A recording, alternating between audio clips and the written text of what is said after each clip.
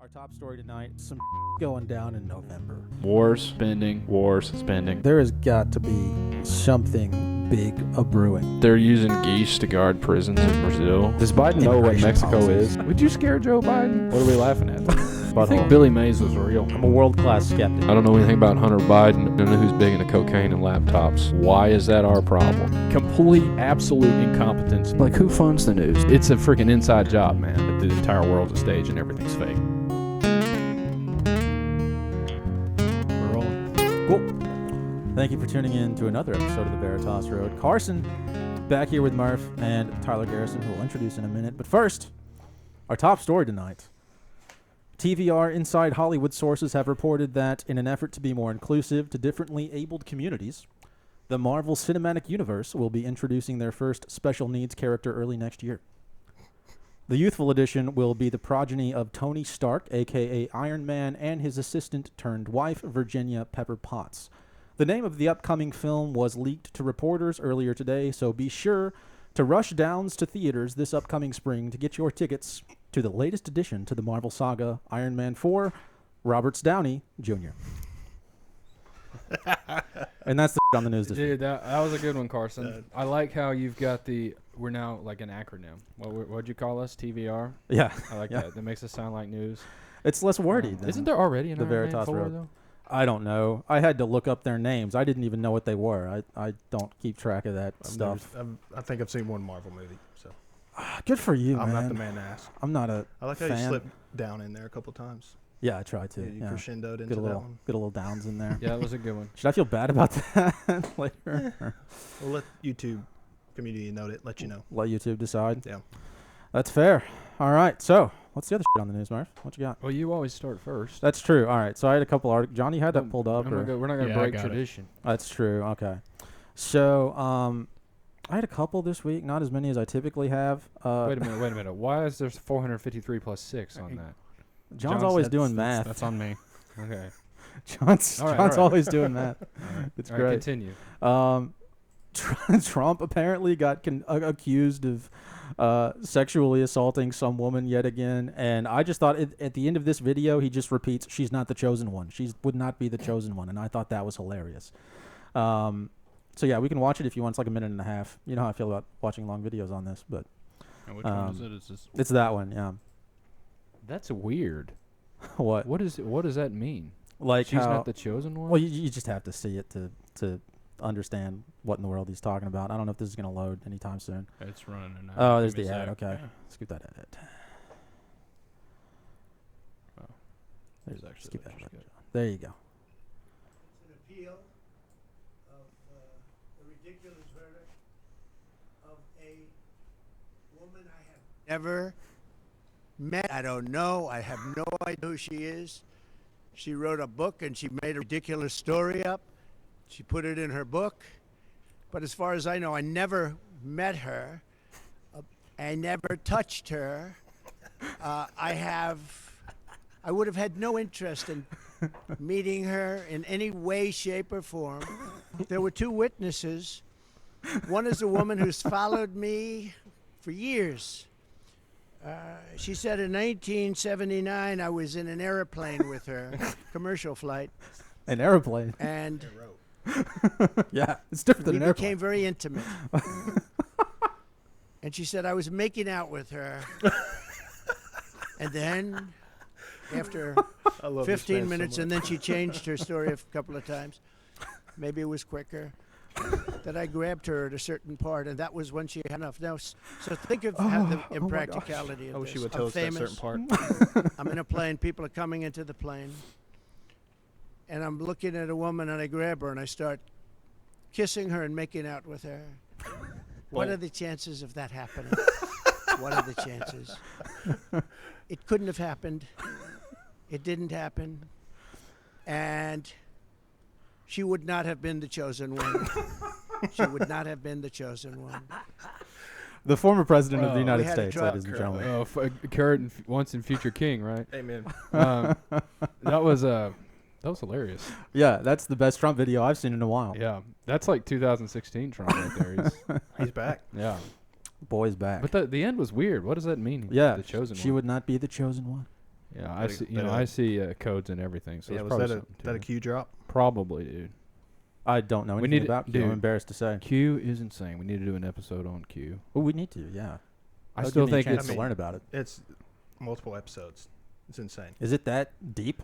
I haven't gone that deep into it. I'm sure Murph may have gone further, but I mean, I've spent probably a week of my life going into Oh my gosh. total time. Good heavens. It's incredible. I Wow. don't even know if it's real. It's just incredible. Well, you got to define what real is. All right, so not doing that. Let's get Nietzsche in here. Yeah. So the next one I had, we don't even have to pull this one up. This woman in New York has started breastfeeding dolls she bought online. And there's a whole article, I believe this was in the New York Post, about how she's defending her behavior. She is going to continue to breastfeed these. She makes her own special breastfeeding formula that's not like formula you can buy in a store, just so people don't like hate on her for using up baby formula. So it's not breastfeeding. Yeah, it's very, very. I guess she does when she has to feed them in public. You know, she. Yeah, super, super weird. Super strange. Nothing shocks me anymore. Yeah. That's insane. Really weird. And Really also, weird. what shocks me the most about these is somebody got paid to write a story about this. How That's is this never occurred to newsworthy? me. That's a solid pun there by the New York Post, though. What? She's doing the best she can. Wow. Well Dude, done. I bet an AI did That's that. ballsy. It's Carson Jones level right there. Oh, jeez. Wow. Good for Why are people starting to do weird stuff like that? Is it just because like life is too easy now, or what is it? You know, late stage imperial capitalism, everything starts breaking down. So that's where we're at. All right, that was bleak. Yeah. What do you have this week? Well, I why does John keep doing addition problems? It's like every. It's the way I have my keypad switch. Well, I love it. Just get over I it. love it. We need to add that in. I like math. No, that was last week, John. I sent it to the email. You know I don't understand the Google Drives very well. We literally do the same thing every week. Well, anyway, You're the worst. ISIS attempted to kill the Pope. What? Yeah. When? Like a couple weeks ago, maybe. No, I think it was September 2nd, actually. In the Vatican. No, in Indonesia. What's he That's- doing there? That's That's a good Indonesia question. is a predominantly Muslim country. Most people don't know about that. And he was like praising. He went to a mosque, which is super weird. Oh, he always does that. Yeah, so it doesn't sound very Catholic. Why is the Pope going to a mosque? I don't know. He's the first Jesuit Catholic Pope too, as well. Fun fact. Is he? He is. How is that? Just look into the Jesuits. Okay. That's Another series right there. yeah. Oh, good. And apparently, what I thought was so funny about this, yeah, September 2nd and 3rd, so like literally like a couple days ago. Today's September wow. 8th. Okay. There's an Indonesian terror task force, which is hilarious. I mean, that sounds like a Saturday Night Live sketch. That does sound like a Saturday Night Live sketch. Densus 88, or Detachment 88, a bunch Wow. of little Indonesians Good thwarting ISIS. I kind of need to see a picture of this terrorist unit. Yeah, I know. Yeah, for it's real. a shame there wasn't one. I want to see if they're scary. Oh, is that them? No, that. Oh, those You gotta are think so. ISIS. ISIS savages right there. Yeah. They're Wow. so savage. I thought ISIS died like forever ago. Yeah, they fell off the news Well, aren't cycle. they? Isn't it ISIL now? That's what it was. That's ISIL true. for You a little mentioned bit. that. Yeah. Yeah, they rebranded. But then that was during Obama, and then when Trump came back, it went back to ISIS. But What'd they do for Biden? Whatever they wanted, Yeah. probably. He just disappeared. Well, I mean, Biden's been dead since the 80s, probably. But I wouldn't be shocked. The 80s? That seems like a I long just- time. He's probably died multiple times. yeah, that's true. That's true. Mandela effect. So that's just ridiculous. That just is the thought of ISIS and then an Indonesian terror unit fighting ISIS. I mean, that's that's like you know how Star Wars is now with all like the lesbian like green-haired Jedis. Yep. You can equate an Indonesian That's a thing? terror unit to Oh, that. See, I don't keep up with nearly enough. I feel like Bollywood in India Yeah. could make a great series off of this. Yeah. This new story. That's a good idea. That's a good idea. We should go over there. Yeah. Pitch that idea. Let's see if we can get Bollywood to come on the podcast. and talk to us. There's like all two, of Bollywood. there's like 2 billion Indians, dude. You couldn't fit them Well, all in this room. Half of them are already over here, so I mean, That's true. That's sure true. You can find somebody. Yeah. What would we do without Subways and 7-Elevens? Those have to be staffed. We'd have to make our own sandwiches or just make our own sandwiches. Can't do Stop that. there. And hotels. Can't do They that. have a lot of hotels. Hotels. I said gas stations. Yeah, all right. My own personal racism aside. So this week we have Tyler Garrison, who is an old friend from back in the day, and we discussed before this. I'm terrible at keeping in touch with people, so I'm sorry about that. I had no feelings. I didn't reach out at all either. So, But so yeah, we're gonna talk about a whole mess of stuff. Where should we start? What do you guys think? I just want to hear your, I don't want to put words in your mouth, but your journey from atheism to not. yeah, that's But I don't know if that's a good starting point. I mean, maybe we get background about our history, all of us. Yeah, Okay. yeah, that's a good place to start. Yeah. So, like, obviously, we all grew up in pretty traditionally Christian homes. I think. Did you grow up Church of Christ? Yeah, aggressively so. Aggressively so, even more so Yeah. than what I came through. Dude, I've never actually been to where you grew up going to church. Yeah. But- They're good people, by the way. Yeah, no, Good I people. from my mom went there, has gone there for a I little think bit. she still does. Oh, does she? Yeah, That- I've run into her. I'm so bad at communicating with people. Yeah. I have a real problem. But yeah, I grew up in a super conservative Church of Christ in Franklin, and then moved to Columbia and went to another relatively conservative Church of Christ here. So yeah, I mean, a pretty conservative background. Probably not quite as conservative as where you went. But- I think we're talking about like nth degrees of conservatism when it comes to the Church of Christ. Like Right. Yeah, that's in the true. grand scheme of the Christian domain, Yeah. the conservative and liberals basically comes down to how you spend your money as a congregation. That's the way, true. The way I kind of see it, and then you could go down the ultra right path of the Church of Christ, and then it's how you control your women. But I feel like there's like one church in Columbia that was that way. Can I name drop? I don't care. Yeah. College View. It's over there across from C State. I think that kind of died off around the time we got to middle school in that area. Okay. But I think when people hear Church of Christ, that's typically the first image that comes to their mind, especially if they're a little older. Right. It's because coming out of the Restoration movement, that was one of the big counter movements of the Church of Christ was, we look around today and we see kind of debauchery and how men and women are dressing and acting and whatnot. Well, that was very prevalent in the 20s, in the early 1900s. That's very true. And so, Especially in Germany, it wasn't just America. I mean, The way Why in my the world do you republic- know that? The Weimar Republic in Germany was like America is now. it was worse, way worse, way worse than America. First was. transgender thing happened in Germany in the 1920s. Yeah, well, Really? it's transgender surgery goes back to 1800s, and I'm sure it goes back further than that, but the first kind of recording I've read is from like the 1880s. Oh wow. German scientists over there. I couldn't tell you their names, but I had no idea. yeah. I've so never looked into the history of transgender operations. Yeah. it's just things you come across when you're bored. I guess so. Oh my gosh. But Wow. yeah, that's typically, we had the same general raising. Okay. So yeah, I grew up in that, born and raised in it. I was probably a fourth or fifth generation Church of Christ member. Yeah. Yeah. Kind of part of that family, and yeah, it was. I'm trying not to give a full testimony because it'd be hours, but at the same time, it's kind of hard to be brief. No, I've got plenty of time. I That's, do- that's do- what we're yeah. here for, Wax brother. eloquent Alright. as you want. And we'll get into the good stuff. you Yeah, know. y'all. No pressure or anything. No, there's no Yeah. pressure. Like we've been saying, we're from the same tribe, man. Like, Yeah. born and raised, same culture, and went to the same school. Yeah, no, a You pretty know. conservative Church of Christ school Church that of we Christ. all went to. So we relate on a lot of stuff. But Yeah. basically, I just lived and breathed it. Sunday morning, Sunday night, Wednesday night. Was always in church growing up. Yeah, it's a lot. It was a lot.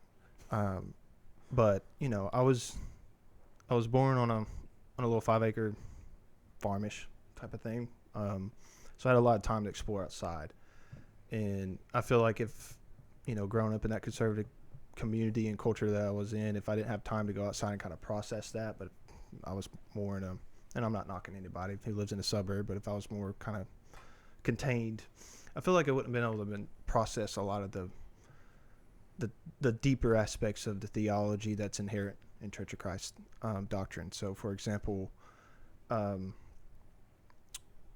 virtually, it's never outright spoken about, but virtually you kind of, by the time you develop consciousness, you kind of know that you are a chosen people. You're special. You kind of feel like you're on the path to heaven, and very, very few people around you are. Yeah, it's true. And it's a very brittle road. It weathers very easily, like one small mistake or one big mistake, and you can be off that road forever, if that makes sense. Okay. In the sense of your salvation. And so that was something that really bugged me for a long time growing up, was like, how was I born in the perfect family, going to the perfect church? Yeah. You know, I was almost like, I felt predestined. It was like, God put me here and I'm going to be saved, and there's not much I can do about everybody else, that kind of thing. So that really bugged me. And so as a young kid, I'm running around outside looking at nature, seeing all God's glory, and seeing just the beauty and the perfection of it, and realizing that there's a lot of love in his creation. And I'm thinking, like, how does this, I don't want to, basically, how do they coincide? How is God's love, but also his judgment and lack of mercy that I feel like I was inherently taught, not outright taught, but it's inherited within the doctrine, if y'all. Yeah, in that culture, because, I mean, some people just haven't grown up in that. Like, there's a lot of discussion of, hey, this thing that we believe in, right, is super merciful, but also don't you ever screw up, because you're not getting back from that. No. And so that's a very difficult dichotomy to be able to reconcile. Yeah, it's virtually impossible. And it's a legalistic doctrine, right? It's a new list of commandments that if they're not followed to a T, then you're not a part of this denomination that is not a denomination, or this group, but it's not a group. This thing that was founded in the 1810s, but it's actually the church from AD 33. Yep. This thing that we read that claims to follow the Bible, even though we ignore the greater part of half of it. Right. There's lots of ironies. There were actually men in my church who only had the New Testament Bible. Oh, wow. And would walk around with just the New Testament. That's all they would read? That's all. Wow. That's all they said you needed. So just a testament to Robert's point of only ignoring half of the Bible. Yeah. Yeah, that's quite literal. That really speaks to that. Yeah. Oh, my gosh. When most of the New Testament authors are almost verbatim pulling from the Old Testament. Right, yeah. You have no way to understand the context of Hebrews, Romans, without the Old Testament. But exactly. Among other books that have been excluded from the canon as well. Fun fact: the entire book of Jude is essentially the book of Enoch. I know Jude's a small book, but it's a large quote from the book of Enoch. But I did not know that. Jesus quotes from book of Enoch 1 and 2, I think. Oh, 2's disputed, but he definitely quotes from 1. I have a book. I have the book of Enoch sitting on my to-read shelf, and it's just I tend to read it bad. Well, if you read it, not to go on this tangent, I want to get back to Tyler's story, but if you read it, you see why it may be excluded from the current times. Oh yeah. Okay. Fair enough. Maybe we'll do an episode on that. Yeah. You should. Yeah. I was going to say that little model over there is not coherent with Enoch 1. Amen.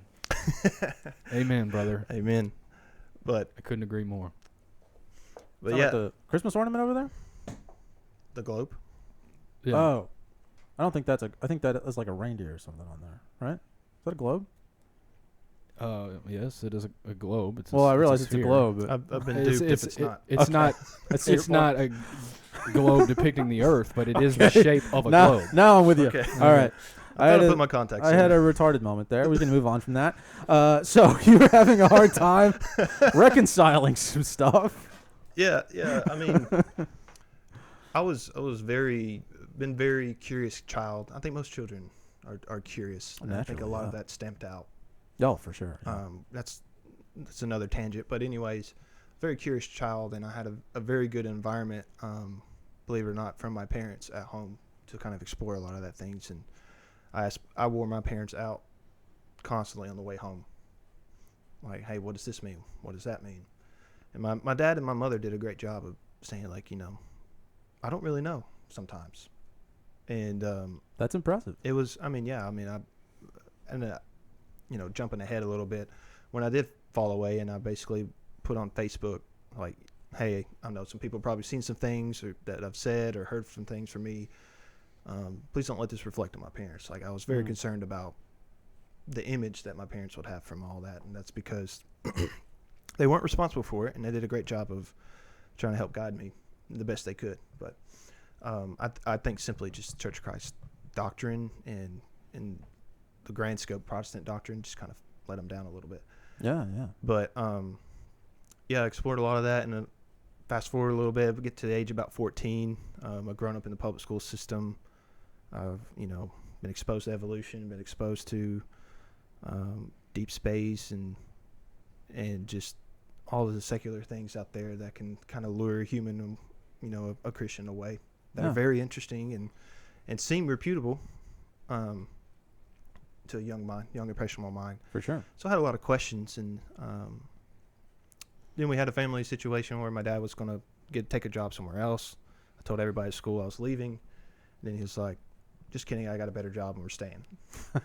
So it was a good opportunity for getting a fresh start, and they sent me to CA. That's when I met you guys. All right. Was introduced to all y'all, and it was good. CA was a good environment for a lot of that too, because every day you're saturated with, you got chapel, you got some type of scripture being read to you. You're in Bible every day, and that's got pros and cons. It can wear people out. I mean, I definitely got worn out by it, but for most people, I think it's a good thing to be able to at least have an opportunity multiple times a week to be able to question them, to have questions, and to dig into these wonderful spiritual topics that I think are intuitive to most humans. And so that's when I really started digging into the problem of evil. That's a big problem. It's a massive problem.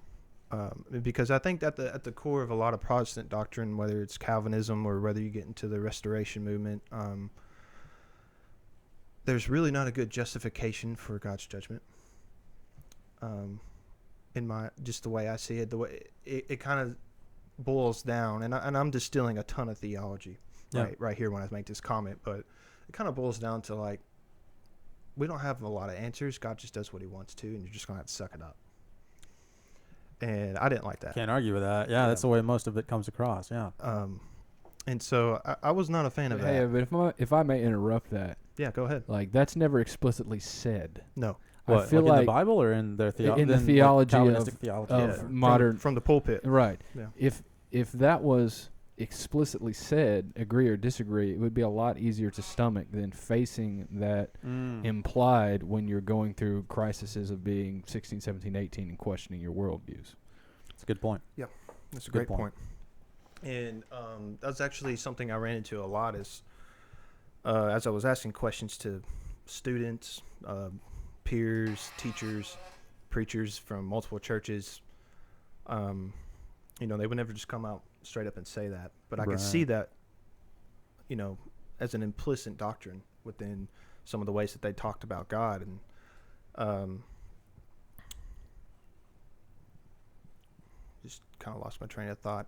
I had a couple different paths I wanted to go down. I mean, that's a lot to discuss. Yeah. This coffee's also, I think they put some espresso in it because You're wired? I'm wired, man. Well, I'll say, I mean, it's if you want to. Yeah, based on, you said it's a blessing and a curse to be inundated with the scripture like we were every day. Yeah. I couldn't agree more, man. Like, the blessing, well, I'll start with the curse first, bad news first. The curse is like it really whittles down the value. You don't really care about it in the moment. It's just like, hey, I see this every day. It doesn't mean much to you. Something that you do every day becomes monotonous. It just becomes kind of we use this word a lot today, but it just becomes a culture. Yeah, it's part of your societal ritual that you partake in, and it shows everybody, hey, I'm one of y'all. I'm not going to mess with the social fabric that we got going on. Almost like a badge you wear. Yeah. Yeah, almost like a key card entry to the country club is. It really is. Yeah. But the blessing, if I may say, is that the knowledge base. Yes. Like, I went through, I'm definitely not as extreme as you, but similar things in my 23 to 25, like young adulthood, questioning everything, and I already knew a ton about the scriptures because of my upbringing. Yeah. And once I had future revelations about different secular things, I could connect back to scriptures I already knew about and have to dig into research it all for the first time. Right. So yeah, it's a double-edged sword. For sure. I think for me, what the reason why I grew numb to it is because when you look around and you see the types of scriptures that are getting read to you every day, or that you're reading yourself, the memory verses you're supposedly memorizing and not writing on your hand or anything like that, you're kind of Or the desk. That was a popular one. do what? Or the desk. Just write it down on the desk. Yeah, you could get some pencil marks on that desk and then like just rub it off with your fingers. Sorry if I interrupted you there. No, you're good. Yeah, when I did end up coming back, that knowledge base was just like re-downloaded, and things were bubbling up inside of me from scripture that I was like, now that makes sense. Like Jesus' death, for example, I could never understand why exactly Jesus had to die. That's something we can get into later if we choose to. But I mean, did you ever get that answer? No. Well, I don't. There are so many. Not to go off on a super long tangent, but Do it. in most religious sects, specifically the one I grew up in, because I know the most about it, but in most of them, there are a lot of questions where, and this is true in science too, because that's basically a religion now. You might ask a good question, right? Yep. And then somebody will often they'll give you the mad answer, and you'll continue to pursue the subject. And so much of the time, and this is something I've said to Murph a million times, but so much of the time they'll just repeat themselves with different words and expect that to Exactly. somehow quench your curiosity, and Yeah. it just doesn't work that way. And so, no, there were never any real discussions from the time I was probably 3 to the time I graduated college from people in that sort of position, be it at church or at school or even like part of my family, who were able to really truly satisfy many, if any, of the actual real questions I had. Granted, I think most of the questions we have, especially as young children, are probably more complex than like I would be prepared to answer most of the time. Correct. Yes. And Yeah. so, I can't fault him too much, but at the end of the day, like, it's okay to say I don't know. It is, and you almost, it whittles down your respect for those positions of authority, and then overall the authority of the church that you're a part of, because if they're up there blasting out the gospel, and yet they haven't answers to the simplest of questions, seemingly, I mean, Right. The focal point of the gospel is Jesus' death, and most of the time, the basic answer I always got was because he was the purest sacrifice that we could possibly have. That's the canned answer. And Yeah, I'm yeah. like, is so God, and then you look at all the sacrifice throughout the Bible, and you're like, so God's bloodthirsty. Right. I think that's a pretty safe conclusion to arrive at. Is, I mean, obviously there's blood involved in satisfying Yahweh. Yeah. And so I don't think that's the case now. But, growing up and seeing this at the age of 14, 15, understanding that and asking all these people who have gone to respected institutions and gotten degrees and PhDs, not being able to answer that, and still giving you the same soft, candid answer that, Billy Bob Thornton is Right. down at Santa Fe Church of Christ or something like that. Yeah. It's it piqued my interest a lot, and so I lost a lot of respect for authority, and that kind of turned me into a rebel in a lot of ways. So I was very headstrong, as I'm sure y'all remember. I was not really going to take anybody's crap, and Oh, dude, I don't remember much from back in the day. My okay, memory's- good. Yeah. I try not to, but the enemy likes to throw it in my face every now and then, but as he does. But yeah, it basically led me down to the problem of evil and looking at, okay, again, I'm jumping ahead, but I'm just trying to get to the point to where I actually fell away was Yeah. in the Garden of Eden, when he creates the tree of knowledge of good and evil and tells Adam and Eve, don't eat that. Right. He's all knowing, he's all powerful, he's all loving. He knows they're going to eat it. He knows they're going to sin. So how can he be all loving, all powerful, or all loving, but still seemingly set up humanity to sin, fall, and then now the entire timeline of humanity is mired in suffering and bloodshed and all sorts of evil things. Setting people up for failure. Yeah. Yeah, that's it basically set to yeah. fail. And so that bugged me for probably 3 years, probably till about the time I was 18. And eventually just broke me down to the point to where I nobody gave me a satisfied answer. It's basically that God knows all things. God's, he does everything in love. It's for, sometimes suffering's for the best. Just stuff like that, which is not wrong, but it's not a satisfying answer in my opinion. Not even remotely satisfactory for that sort of question. Yeah. It's a gilded way of saying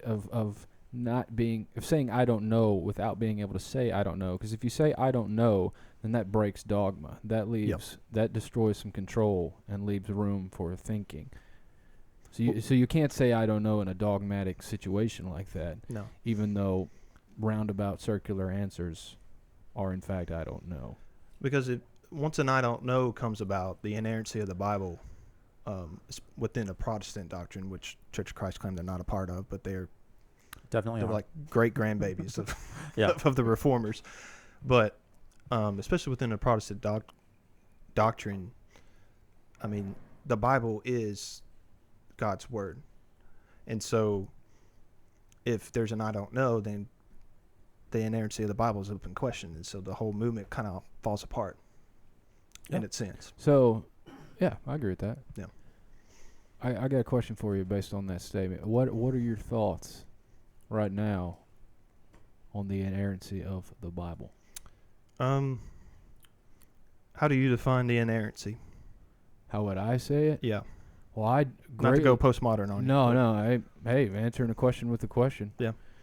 I see a great Very difference Jewish. in the scriptures and the Bible. The Bible never says to make a Bible. No.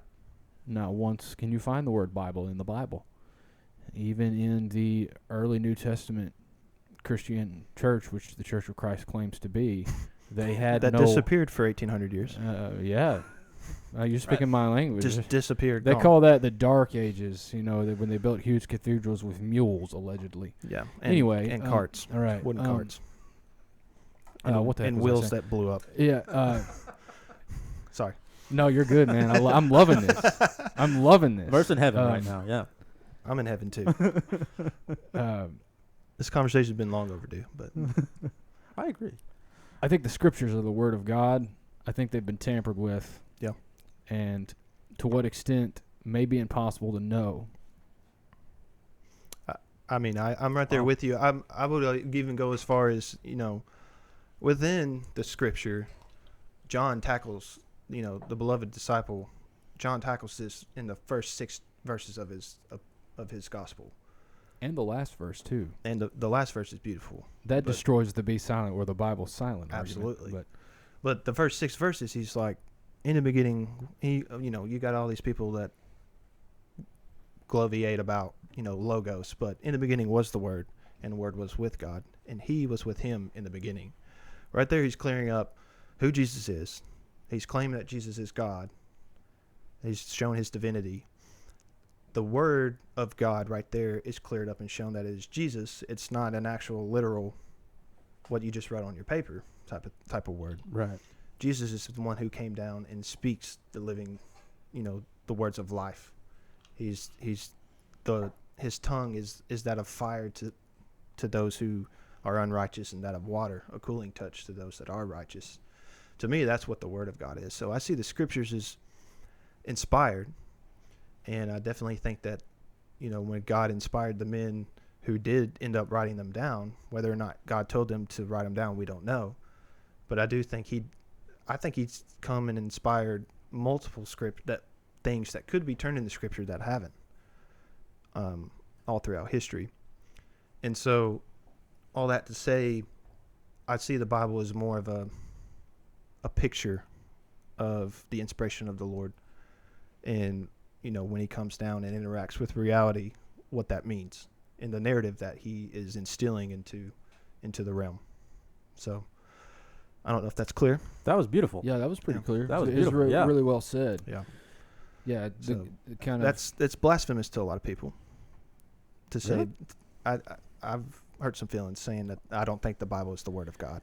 Well, But- show me the book, chapter, and verse that says that the Council of Nicaea was inspired. Exactly. Yeah. I mean, I think there's a lot of good men at the Council of Nicaea, but it took a long time to narrow down the canon, and the canon has continued to be narrowed down. It has. It was the Deuterocanon, I think, 14 books, 15 books in it. So the original canon of the Bible had 80-ish books in it. I've read some places 83, but whittled down to 66 all the way up. Yeah, I think some thoughts on that.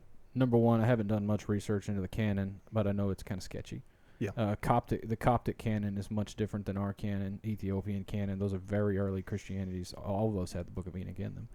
Also, the Ethiopia claims to have the Ark of the Covenant, which is very fascinating. Yeah. Wow. Second of all, numerology I have found in my life is very important. Yeah. And I can tell you right now that the creator of this universe, his number is not 6, it's 7. Yep. So the 66 right there is sketchy to me. If I was going to take a stab in the dark, I would say perhaps there are 77 books and we are missing 11. Now that's simply based on the totality of everything that I've looked at since I've started waking up to reality in 2018. But that's my thoughts on the canon. I would agree with your picture of it. Yeah. For sure. No, I'm right there with you. The Word of God is the Word of God. The Bible is part of it. The Bible has the words of the Yeah. Word of God, Yeah, that's better said. That's a good way to say that. but the Word of God is Jesus Christ, and He's the mode of being that which God, the divinity, interacts with creation. He was there in the beginning, and He's, like John said, He was, and He is, and He will ever be, that kind of thing. And that's, I think that's, whenever you look at the Bible and kind of turn it into an idol and say that whatever is in here is what you must follow and is the only truth that you need, I think you're gonna miss a lot of things. You're gonna miss out, and you're not gonna get a full picture or full experience of that Word of God. Yeah, you're going to be misled. It's what the Yeah. deceiver wants. I love this. All right, keep talking, Brian. You look like you want to say something. I mean, I've had a few thoughts, but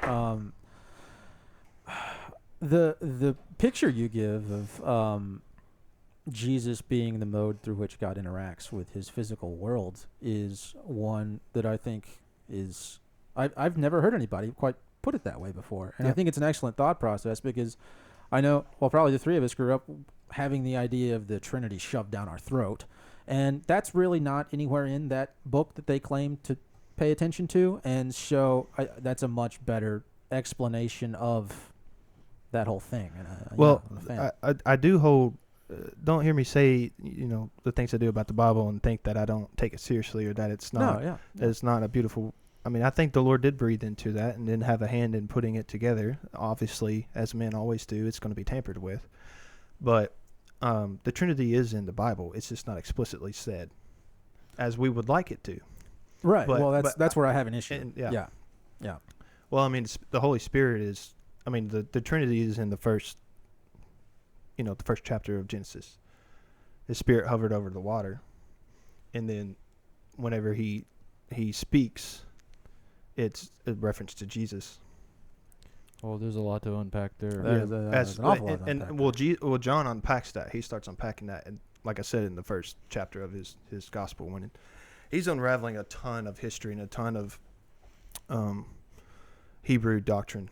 I mean, 2,000 years of it with that first 6 verses. I mean, he's not just a simple man making a singular statement with those 6 verses. Those 6 verses probably have an infinite amount of revelation within them.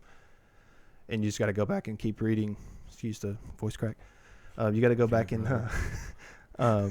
keep reading the Old Testament, and you start unlocking a lot of it. You're like, this is what John was talking about. This is what Peter was talking about in Mark. This is what, Paul in and of himself is.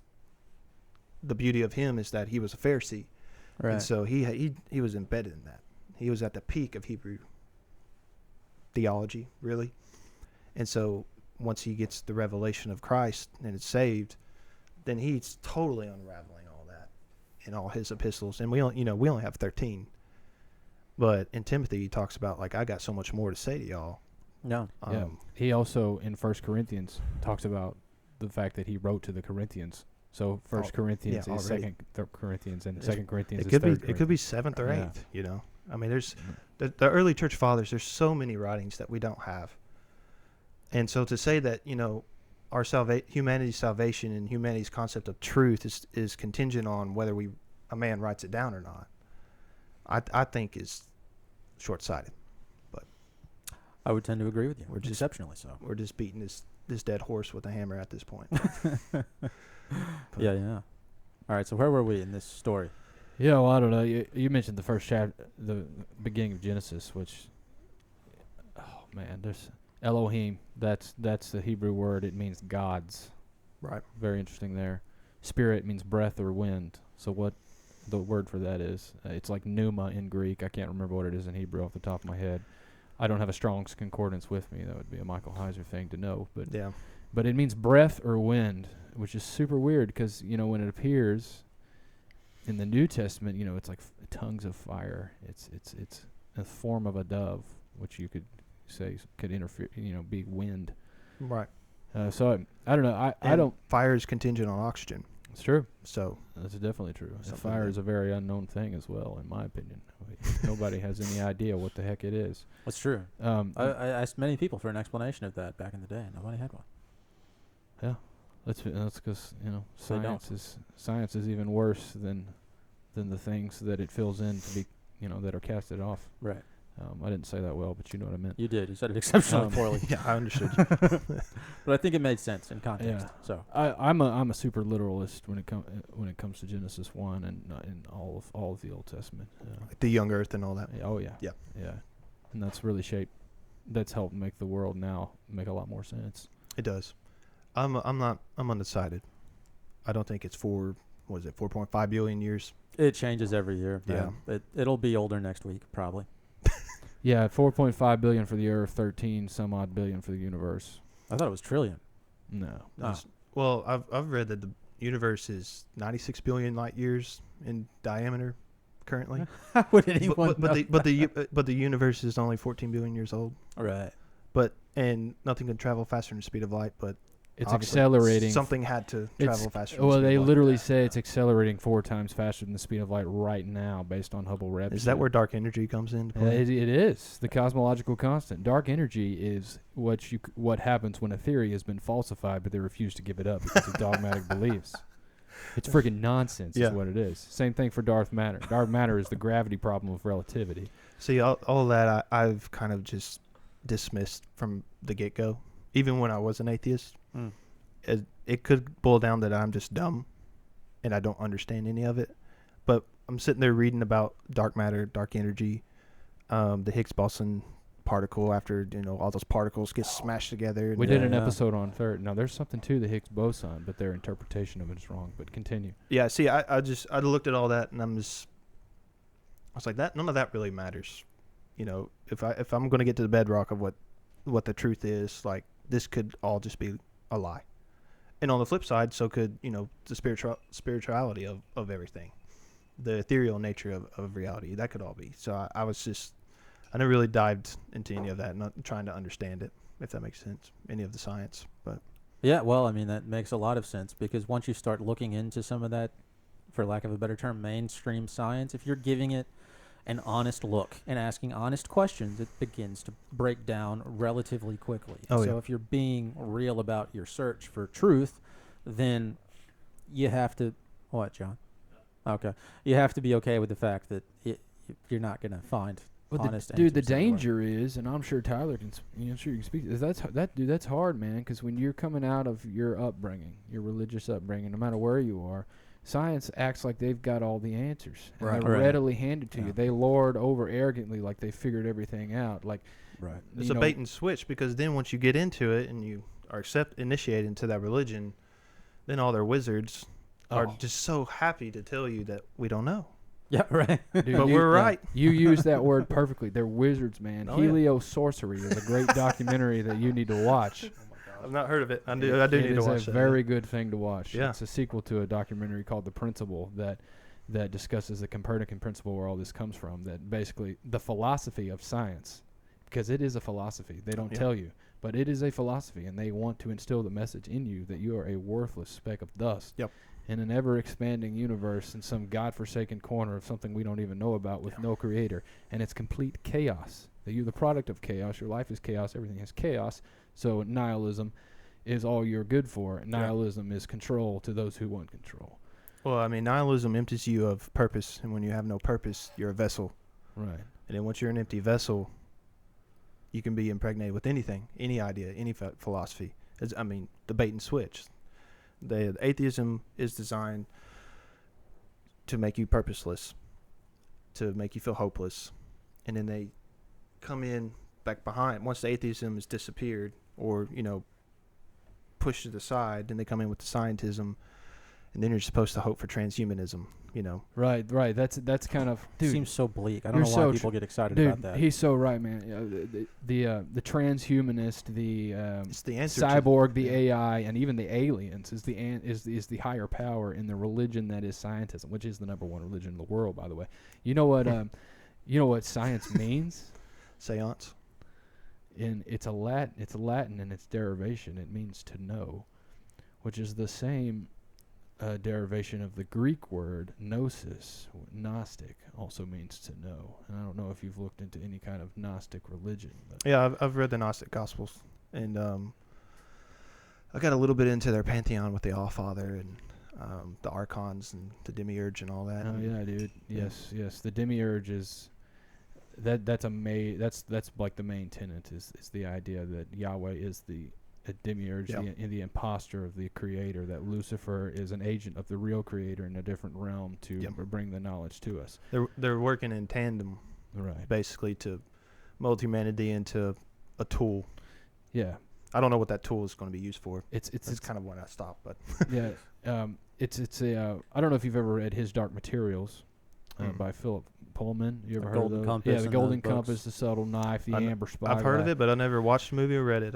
Well, that man claims I'm to be an illiterate. atheist, but he's a liar. He's a Gnostic. That's all about Gnosticism. And I never read those. the whole idea, basically, in my opinion, is that I don't know if you've heard of esoteric or occult. Oh yeah, Yeah, yeah. That's basically occult means hidden. Like esoteric is like inward focused. Exoteric is Gnosticism is the esoteric form of science, which is the profane, the exoteric religion for the masses. right.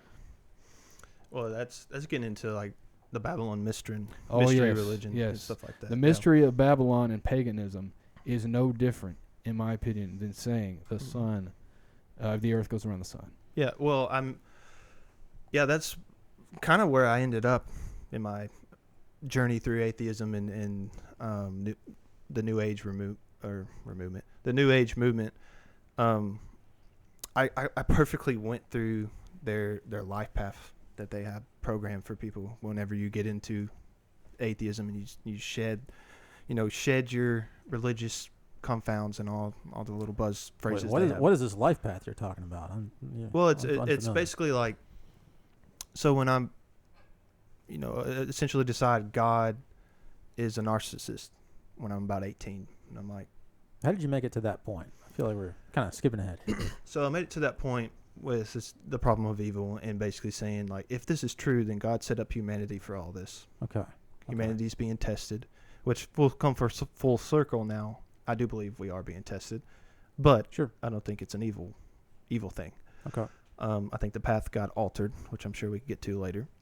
The plan got altered, but ultimately, God's in control, and He's done what's best for all of humanity by coming down. And anyways, we can get to that. But I was like, yeah, God's a narcissist. Nobody can answer me why God set us up. Nobody can answer that question. And it wasn't really like this light bulb moment. It was just honestly just a fatigue of trying to figure it out. And I was like, everything I'm seeing in scientism as a young impressionable mind was like, there's reputable evidence. So I thought, they got the scientific method that's foolproof, peer review that's foolproof because those are honest people. All right. Right. They've got cameras on other planets and moons. I'm like, it's real. Yeah. Like, there no way people would doctor that. Yeah. And And it so- seems way more concrete than. It was way more concrete, and they had answers, and then they were honest, and they're like, I don't know, but we're trying to figure it out. And so that's what I was attracted to, was the honesty. I was like, I'm gonna go after this. And so I get into the whole evolution aspect of things, which is really most people's education is that. It's just YouTube Right. or a Google search. none of these people have seen the fossil records. Right. You know, and I'm talking about the lay public, you know, Yeah. the general people. None of these people have seen these fossil records. If they saw the picture of Lucy's bones, the skeleton that they found, and how the image that they recreated after that right there, half of the people would turn to God immediately after they saw that. Not That's to fair. mention the esoteric idea of Lucifer, Oh, yeah. bridging the gap. The between- etymology is just in plain Yeah. sight once you wake Oh up. yeah. And I mean, we can go on about the different names of, you know, space missions. Every one of them is a Hey. pagan god. The stars are all pagan gods, which Sure. I think they are, but you know, that's a different rabbit Yeah. trail or hole. Is it Both. rabbit hole? Probably both. Pick your favorite. Trails yeah, lead pick to one holes. of each. Yeah. The trail to the hole. Yeah. Yeah. But you know, a bunch of different tangents there. But all in all, I went head first into it, and something about me that most people who know me know is like, if I'm not going to do something until I'm 100% sold on it. Mm. And so I was 100% sold on it, and I went deep into it, and I learned the basics of evolution. It was like, you know, the Christians always represent evolution incorrectly, which they do, and they're like, there's no way a monkey come from a giraffe. One day a giraffe doesn't just wake up and give birth to an ostrich, you know. Okay. Like that, it's a very straw man argument, Right. or representation of evolution. Yeah. Evolution is a very slow thing that happens over billions and billions of years. That's contingent on a miracle, which is an amino acid Suddenly, splitting. just It just Yeah, being alive. That's All of a called sudden- abiogenesis. Nobody can ever replicate that. nobody can replicate it whatsoever, which you're not told. Not to mention, that's an unfalsifiable claim. Right. The idea that, it's the only reason we can't do it in a lab is because it takes millions and millions and millions and millions Right. and millions of years. So Well- you don't have a theory then. No. That can't be put to the scientific method. That's a dogma. Yeah. For sure. Well, and Sorry. no, you're good. I'm bad about that. No, Carson. this right here is ruining my brain right now. I should not have had it. I was going to say something. Say something and I'll think about We were talking about evolution and it taking a long time and it. Right. abiogenesis. So y'all tell me what you think about this. When I started coming out of that, I'll get into the spiritual effects of all that in a minute. But Okay. when I started coming out of that, I started looking at evolution, like observing it, I guess, restudying it. If evolution takes millions and millions of years, should we not be able to map out the evolutionary process and see that a species is currently morphing, for lack of a better word, from one to another? Would there not be Right. benchmarks where we could measure and say, okay, you know, the finch is now turning into a faunch because it's got 4 legs now or something like that? Yeah. Very bad example, but All right. the point being is, like, I feel like we should be able to, without the fossil record, be able to observe in real time species undergoing that metamorphosis into something else. And I've seen nothing. If someone can point me to that, they're welcome to. But I've seen nothing. Oh of yeah, that dude. kind. Yeah, I agree with you. Like it's say like a cow became a hippo somehow. Well, we have a cow, we have a hippo. Those probably exist in the fossil record. Where Right. is the in between? They claim It doesn't exist, dude. They No. claim every now and They then. draw pictures in textbooks. Well, they use They the do. computer models, which takes a rabbit skeleton and turns it into a demon. I don't know if you've seen that picture, No, what picture is this? dude. It's amazing. It's basically John, can we find that? Yeah, Yeah, I'll take a look. I'm not making this up. It's literally, they took a rabbit skeleton, and it's the same model they use for dinosaur bones, and they used their models or whatnot to recreate them. John Rabbit has 2 B's. That's a good point. Hey, there's not math in the search part. I think we should be proud of him. I switched before I opened Google, so I'm proud of you. that's all. I don't really know what to search here to get a good result. Rabbit skeleton dinosaur. That is something I've never thought to search before. Same. All right, what am I looking And for? again, I could have been duped, but I've seen this picture multiple times of basically a rabbit skeleton being recreated by these models, and it looks nothing like a rabbit. Oh my gosh. Just the few pictures I'm seeing right now are weird as some of that's scary. I don't like that at all. That's just skeleton. But I mean, this right here. Go to the right. This one? No, the other way. Two to the other right, way, John. Other way. That one, yeah. Yeah. that one right there, if you look at it, you can just. I couldn't tell that's a rabbit. No. I've never skinned a rabbit. I've never eaten one.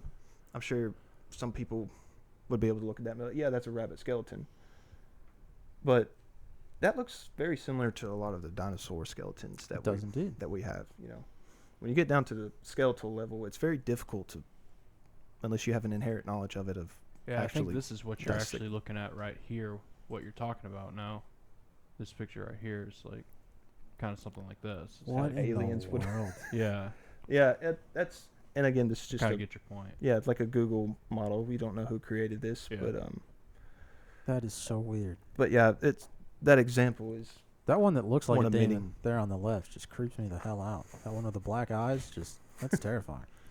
Sorry. All right. no. I mean, it's just all that to say our the evolutionary infrastructure Yeah. is on a house of cards, I think, and Oh, so for that's sure. that's what I noticed, and so when that happens, you start moving the next stage from you got the atheism morphing into the scientism, and then when that happens, you start moving into the New Age ideology, which boiled down to which, if you distill it, it's what Robert was talking about with the esoteric, Okay. the Gnostic aspects of religion, and that's kind of the end of the road where I got to, because when I saw that, I was like, that's BS. I just had an yeah. intuition. Mystery Babylon, secret societies, Masons, Illuminati. It's all the same thing. Yeah. I mean, I've listened to a humongous chunk of Morals and Dogma, and they're super big on Kabbalah and all this kind of stuff. And you know, Who wrote that? Albert Pike. Albert Pike, yeah. I didn't know Yeah. Crowley wrote that one. I forget the name of the book Crowley wrote. That was Philema, I believe, is Yeah. the name of his book, and that guy is one of the most evil people to ever live. Oh, It's terrifying. Yeah. Sex, magic, rituals, all kinds of summoning demons. I think we did this on the last episode, the Area 51. Those demons look like aliens. Reported. Oh, yeah. And all the aliens love butt stuff. They do. I did not know that. That's new information to me. Well, I mean, South Park proved it. First episode, Cartman gets the anal probe. That's true. No, You're not wrong. there is You're not wrong. lies. The news is lies. There's truth in the movies and the TV. So Yep. From what is it? That's from a movie. I don't know, but it's the truth. But V for Vendetta. no, That's what it was from. it's a good one. Yeah, politicians use the truth to tell lies, and That's a good artists use lies to tell the one. truth. The St. Mary's virus shuts down the whole government. But that movie came from 2008. But whatever. Right. I'm just a conspiracy theorist. Sure. Yeah, totally. So you started to get into scientism, and then the New Age movement, which is Yeah. new to me. The New Age movement was nothing I really latched onto. I explored it, but none of it ever really.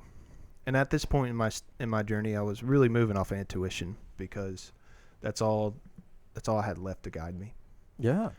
I cast aside the world. I cast aside God. I was just kind of on my own. So the only thing that I really had any type of I'd had success with in my life was following my intuition. So I was exploring a lot of that. And that's when I discovered the occult, and how basically, and again, this is just skipping over a massive amount of information, but basically most ruling classes throughout all of history have participated in sex magic, have participated in ritual sacrifice of A, virgins, and B, children. Yeah. I mean, it's littered all throughout the Bible. Robert, you look like you're about to jump out of your pants. Dude, I couldn't agree with you more. Yep. And everything you said was past tense and true, but you can change it to present tense, brother. Oh, I mean, The it's ruling class right now. the does same it. force. It's the same force. And Mhm. Wait till Bohemian Grove comes out here. Oh, well, that will have already come out. Yeah. Do this. Yeah. I mean, Yeah. And so, the god has different names: Molech, Baal. I think there's multiple gods. Azazel, Baphomet is the most current one.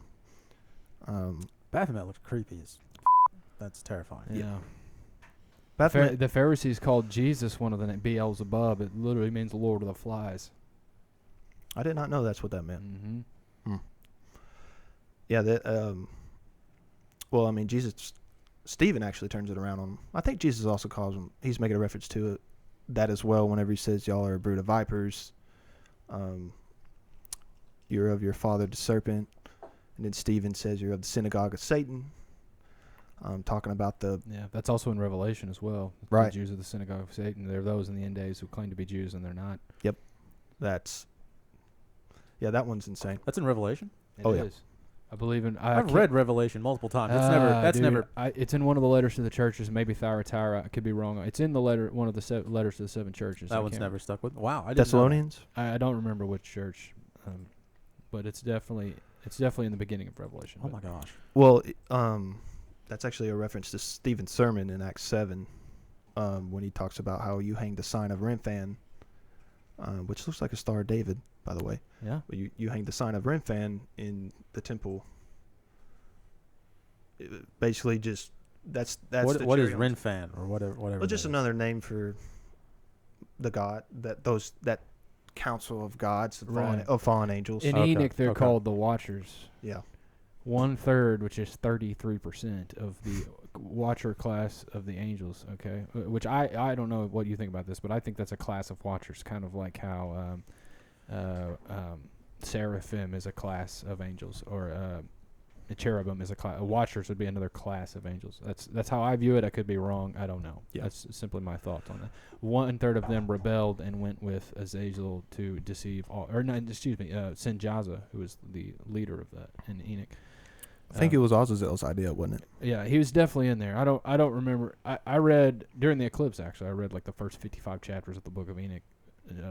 Just binged it for like 4 hours. During the eclipse? Right. You get that extra clarity. Yeah. Oh, dude, that was an awesome experience. Because I was there. I went to the first one. Me and Carson and Connor. You remember Connor? Went to Carthage and watched it from the interstate. But I was just a slave in the Matrix and didn't understand anything. So the second one, I've learned a lot in my life and experienced it by myself in the middle of nowhere in Arkansas. So it was Interesting you say that. That was like 2017. right. August 21st, 2017. Yeah. It was after that eclipse. I had a very similar experience to that too, where I was by myself watching the eclipse. Didn't have glasses, was just kind of staring up into the black sun, Oh, fun. just seeing what happened. Yeah. Just testing it, being a real scientist, using the scientific method, and Of course, yeah. it's important. It was after that eclipse that I started to wake up, kind of come out of my slumber of nihilism and really just living a terrible life, very terrible life. And it was after that eclipse that I really started to like take life seriously, get back into the research of what is the truth, which is the main narrative, was the main narrative of my life from the time I was born. You got different flavors of it, and the one I grew up in did the best they could, but you kind of drift in and out. But ultimately, we're all searching for the truth of life. Yeah. And just a side note, that was the eclipse was kind of when I woke up. I don't know if it had to do with the eclipse or if it was a coincidence, but There are a lot of people that suggest that those eclipses have some energy to them, for lack of a better term. There's no such thing as coincidences anymore. But I agree. Yeah. Wow. But I've lost track of where we were. yeah, we were Okay. kind of talking about the Star of Renfran, Right, like right. where Stephen that's Sermon. from, right? Yeah. Right. So I And you were noticed talking about multiple names for multiple names, and what it is or what they are. I mean, I think Lucifer is probably the most accurate. And I think he definitely has a council. Like you said, 1/3 of the angels fell initially. And I think from what I've read, some more will fall. Yeah, that. I mean, I'm no biblical expert, but it certainly seems that way in the readings of the scriptures. Which, side note, if they're gigantic balls of gas that are 500 billion times the size of Earth, that doesn't make any sense. Right. But if there's some sort of entity that may be approximately the same size as us, that makes a little bit more sense. Anyway, That was in the Chronicles of Narnia. that's true. At the end of Yeah. the world, Right. the end of the world, there were angels in council, and Yep. Reapy Cheap could sail over it into a new land. Yeah. Anyway, oh shoot, I was going to say something. Sorry, my bad. Was that in the I was going to. Sorry. I was going to say, was that in the silver chair? The Voyage of the Dawn. That was in the Voyage of the Dawn. Oh, yeah, when he goes over to the God Emperor's Yeah. land. Yeah. Right. Yeah. I think the silver chair is whenever all the angels come down and are ruled by. Jadis comes back for her short little. We're in the silver chair right now, brother. Oh, are you? Yeah, the queen comes back for her short little time, That's terrifying. and they go visit Yeah. Puddle Glum, and the kids go visit the House of the Giants. Right. Anyway, the angels. Do you know where they landed on In Narnia?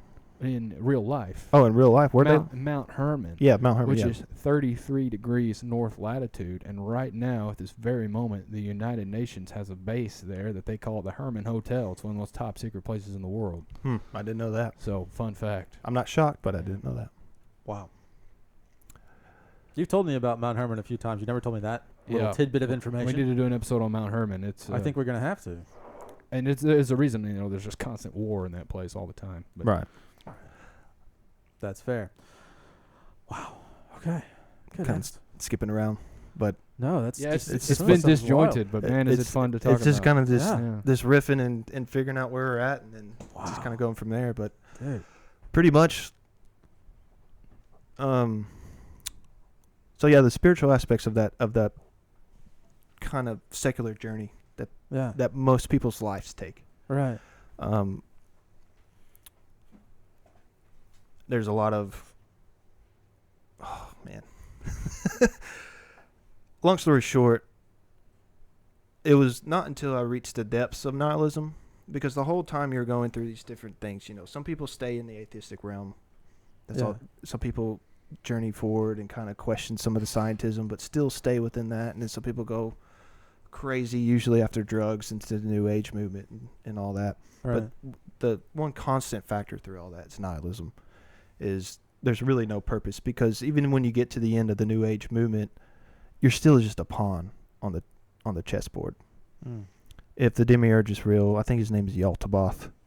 If he's real, and then Sophia's real, and then all the archons are real, you're just here to have your energy, your life force siphoned Right. to so they can continue their existence, because Right. they've been cast aside by the Allfather. Right, and they try to make you feel good by convincing you that, hey, we're all one, we're all part of this one, everyone is God. You have no identity but being a human, and you have no future, because transhumanism is only for the rich and the elite. But eventually, one day, if you keep having kids, they might be able to participate in this as well. But you currently, in this moment, where this doctrine has appeared out of nowhere magnificently and then taken over our institutions, your life still means nothing. You're just a pawn.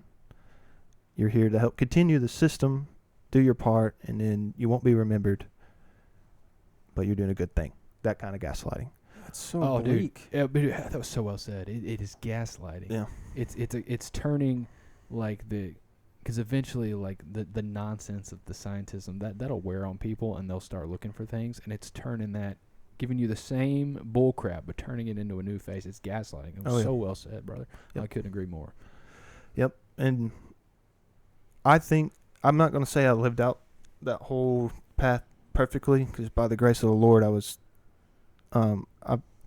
saved in the back of a UPS truck. If I was a country artist, I would write, that would be the song. That's got to be That an would- amazing story. That would be the song. Yeah. Well, if you need accompaniment, I will get on the instruments. I don't know if I can sing. We might have to do some auto-tune. John, I don't know if you have any skills with auto-tune, but we can get make it it happen. going, man. I'll Yeah. figure it out. Long story short, I was living by myself in Chattanooga, Tennessee. I dropped out of college twice. No, I feel you there. Been three, there. three, Yeah. three times actually. Three times. Nice. I respect that. That last time was basically it was supposed to be my revival. I finally figured out what I wanted to do. I was going to be a teacher, which is actually what I started to do all three times. I was going to be a history teacher, then I was going to be a special education teacher, and then I was going to be an English teacher.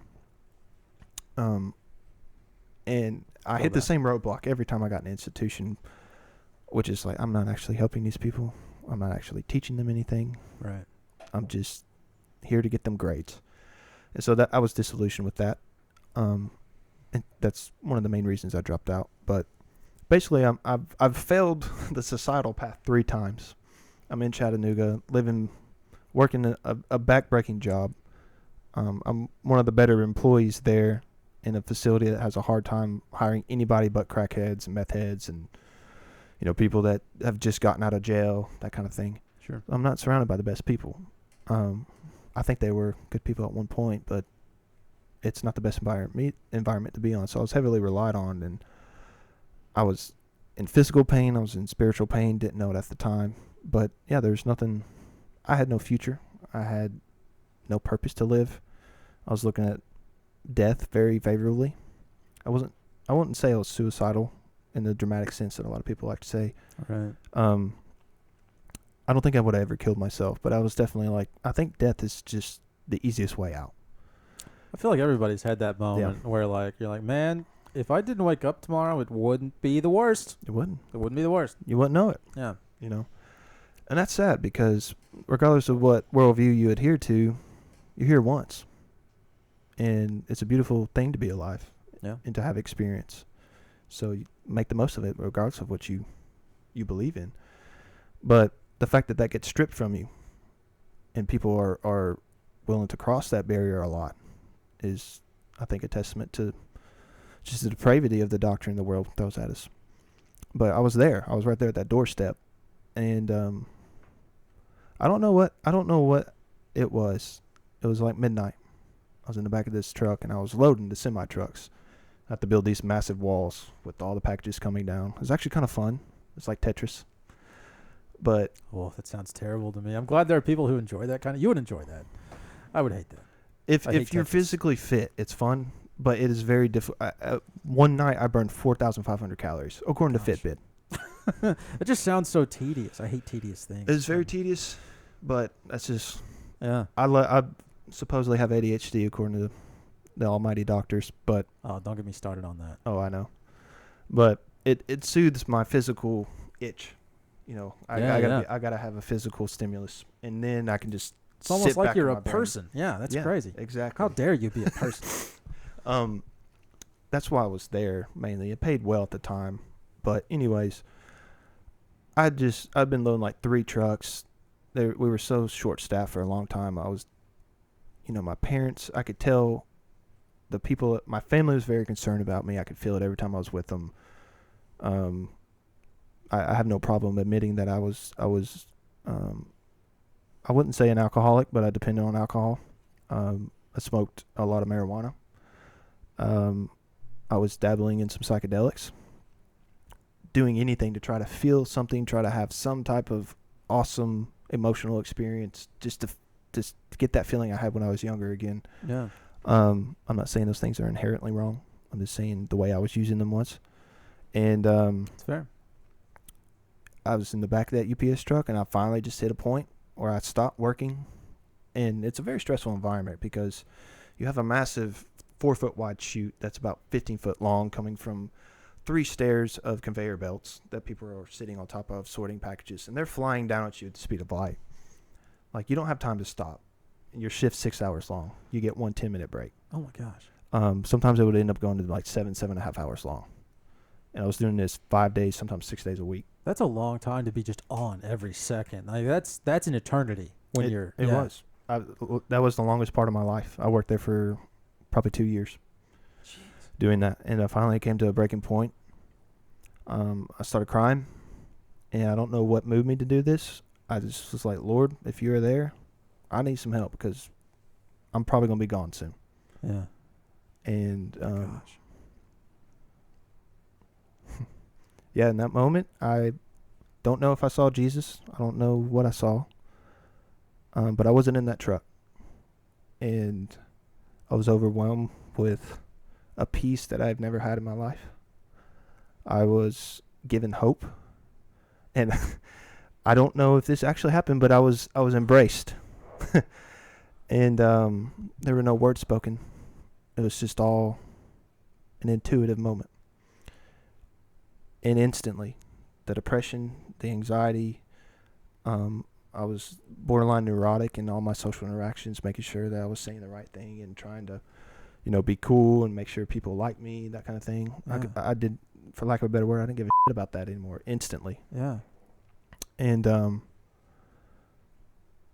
from then on out, I was very confused, but I woke up every day and knew there was some reason I was here.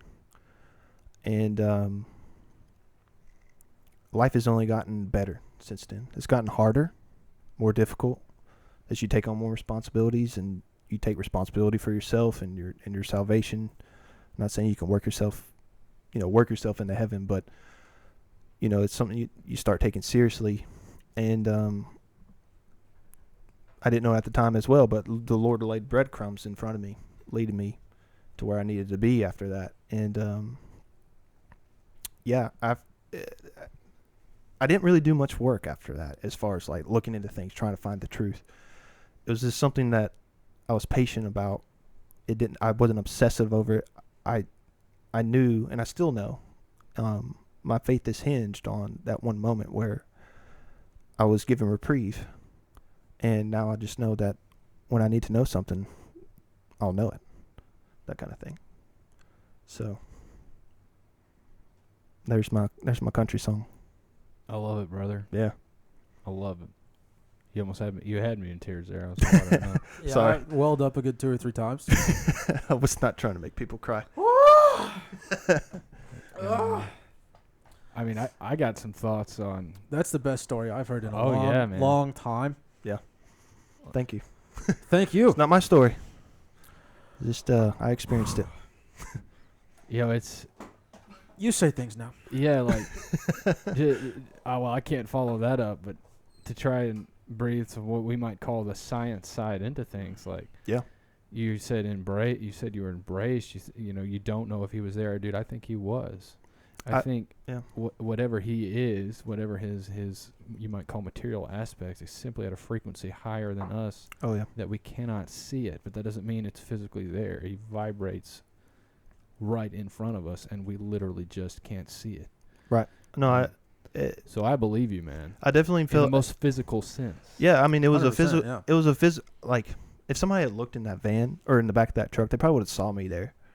But like my soul was not there. I was experiencing another realm, a realm above us.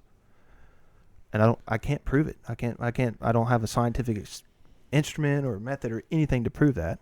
Well, obviously, we're beyond the realm of science here. Right. Faith is the substance. Yeah. Substance of things hoped for and the evidence of things not seen. I would go so far as to say that your young daughter and my son, if they would have looked in that truck, they would have seen something different than we would have. They would have seen 2 people in that truck. I'm sure you have stories like this as well, but I've got stories of my daughter when she was an infant, looking at things, smiling, laughing, looking at a picture of a cross and instantly knowing what it is, pointing to it. I mean, she's 2 months old. She's not supposed to point.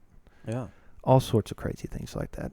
Yeah. So, I mean, I definitely agree with that point. There's many things in the physical environment that lower our vibration over time, and children are, inherently innocent, and such things have not affected them, and I think they see things we don't. I totally agree. Definitely do. That are physically there. Yeah. I mean, they're always here. Yeah. It envelops our realm. And the realm is a part of it, but yeah, it's almost like the flesh suits we've been put in keep us from, maybe not in the beginning, but especially now, keep us from being able to see those things. Yeah, and I don't know I think there is in theories ways to shed some of that off, even in the flesh, Like to what? be able to vibrate higher. And for example, Jesus on the Mount of when he was transformed on the mount, what happened to the apostles where they could suddenly see Elijah and Moses? Yeah. Well, I mean, I think of it as like the Creator is going to be able to do what He wants whenever He's doing what He wants. If He wants us to see it, then we're going to see it, and we have no choice, regardless of, what physical bounds we may have when He's not there. Yeah, I just think it's all frequency based, and there's just so much in the electromagnetic spectrum and vibrations of the background that we can't even begin to understand how limited of a spectrum we are in. Yeah. And that's by design, in my opinion. I agree with you. Yeah. Yeah, well, if you take the concept of everything being contrived of the ether, right, which is something you claim to believe, yes? Yeah, I definitely believe that. Then, I mean, the frequency at which you're vibrating and the frequency at which you're receiving things would dictate what you're able to see, hear, touch, all of that nonsense. And so, yeah, I mean, I think you're onto something there for sure. Well, our cells will transmit frequencies. Right. Right. and they Resonance. would transmit depending on the nature of the nutrients you take in. They would transmit different frequencies. Now there may be a minute discrepancy in the frequency that they emit, but Right. over time, I definitely think you can lower your vibration. Oh, you for through sure can. Eating the yeah. dog crap that we have been controlled, or not controlled. We've been force fed our whole Right. lives. Yeah, like the biscuits I made earlier tonight. Absolute dog. Things I know I shouldn't do. This probably puts you down on a couple IQ points. Well, I mean, we are drinking I this mean- bourbon, which is terrible for you, and Yeah. so well, we're all hypocrites, I guess. It's a powerful story, dude. Well, thank you. That's an incredible story. Yeah, I'm not told very many people that story, so Well, I appreciate you telling us. I'm happy to. That's amazing. One of the things that's always frustrated me about the spiritual community is most people don't enter into that honest of a search. Yeah. And that is a big problem, because if you're handed anything like what we were all handed when we were children, and what most people are handed if they're part of a greater spiritual community, the easiest thing to do, because you're enveloped by this community, this country club of people, and it makes life so much simpler to just accept it at face value, move on, live your life, deal with it. The hardest thing to do is to dig your heels in and say, no, this doesn't make sense. I'm going to legitimately question this. And the agony of going down that path must have been horrific, to be honest with yourself and the people close to you during that period of time. That must have been horrible. Especially when you do it at a young age, because you are rejected. Yeah. Now that I've become older, I realize that rejection's not permanent, but it seems permanent. It seems like you become, I mean, cliche as it is, you are an outcast whenever you do start to question that thing. Right. And that can create a lot of resentment, a lot of anger that you have to deal with on top of the questions and the struggles you're already having, and they can influence the path that you take and the way that you handle certain difficulties, such as now that I've questioned these things and the general path that my life would have taken had I not, what am I doing now? There's actually a lot of freedom in that. Yeah. But you start to realize that you weren't making decisions for yourself a lot growing up. You were being guided. And so that's a very scary thing, to have that freedom, not knowing what to do with it when everyone else around you seemingly knows what they're doing. They at least pretend they do, yeah. Right. Yeah, seemingly is the key word. And you said it well. Freedom of decision is super scary, and a lot of people can't even get to that point where they don't want to be free. They don't want to face that decision. That was a big thing I noticed that made me angry as well. Was again, this was never said to me implicitly. Explicitly. Explicitly. Yeah, we knew what you meant, bro. Thank you, sir. Yeah. But it was implicit in that, like, why do you even care? Why do you want to ask these questions? And I was even, I even had an authority figure tell me, within the church, like, you are going down a dangerous path, not just for yourself, but a lot of people. Oh my gosh. No, dude, that's such gaslighting. Your questioning could lead to the fate of other people falling away. Exactly. That is mega gaslighting, control, manipulation nonsense. Yeah. It is. Big time. And, the weird thing about it is, now that I'm, on the other side, they are gaslighting, but I don't think they know it.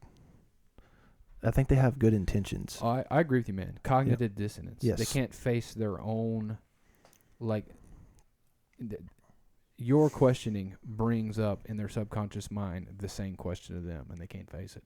No. So therefore, they respond, and the only way they can is to try to save their worldview. Yeah, it's a defense mechanism. Right, yeah, it's a defense mechanism. Yeah, So well, there's I mean- anger, there's running, Yeah. there's all the above. Well, and if you're going to assign perhaps the most favorable light to that thought process, it could simply be that their perception of the other, right, which is what that represents to people like that, is that it is legitimately dangerous for you. And while they're dead wrong, the good intention is hopefully there. Now, do I think that good intention exists all the time with everybody I've talked to? Because I've gotten that answer plenty as well. No, but I think there are plenty of people out there who their intentions are good. They're just the product thereof isn't ideal. I mean, they're, fourth or fifth generation preacher, fourth or fifth generation elder, that kind of thing. Yeah. It may not even be them operating their mind. It could just be ancestral memory. Yeah. We got to protect that. Ooh, ancestral memory is an interesting one. Big believer in that. Really? Oh, yeah. Ooh. We're going to have to do this again. We're going to have to do this again. I'm in. Good. I've admittedly, I haven't thought of or talked about a lot of this stuff, so I know a lot of my explanation probably scuffed, and then my storytelling abilities kind of scuffed, but doing this has kind of woken me back up again, because I kind of quit researching and thinking about a lot of the stuff when I got married and had a kid 9 months or 11 months into marriage. So I mean, yeah, I feel like I don't have a kid, but I feel like you kind of have to. You kind of go into survival mode. Big time. But to speak to your point, I think that's that's why discussions like this are so incredibly important, why community is so important, is because most of us, and this is me to the nth degree, but you don't really experience that level of freedom to discuss and express, or that level of community where you can do that on a daily basis, maybe with a select person or two, but it doesn't happen very often. And so it's an incredibly important thing to either have or sometimes facilitate, which is what we try to do here as often as we can. Yeah.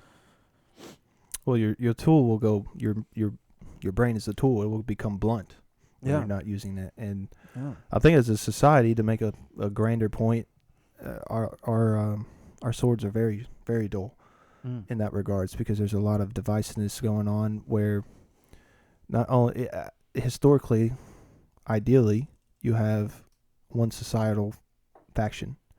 Everybody's united within the nation, united within their region or state, whether it's set up like a republic or like an empire, however you want to decide it.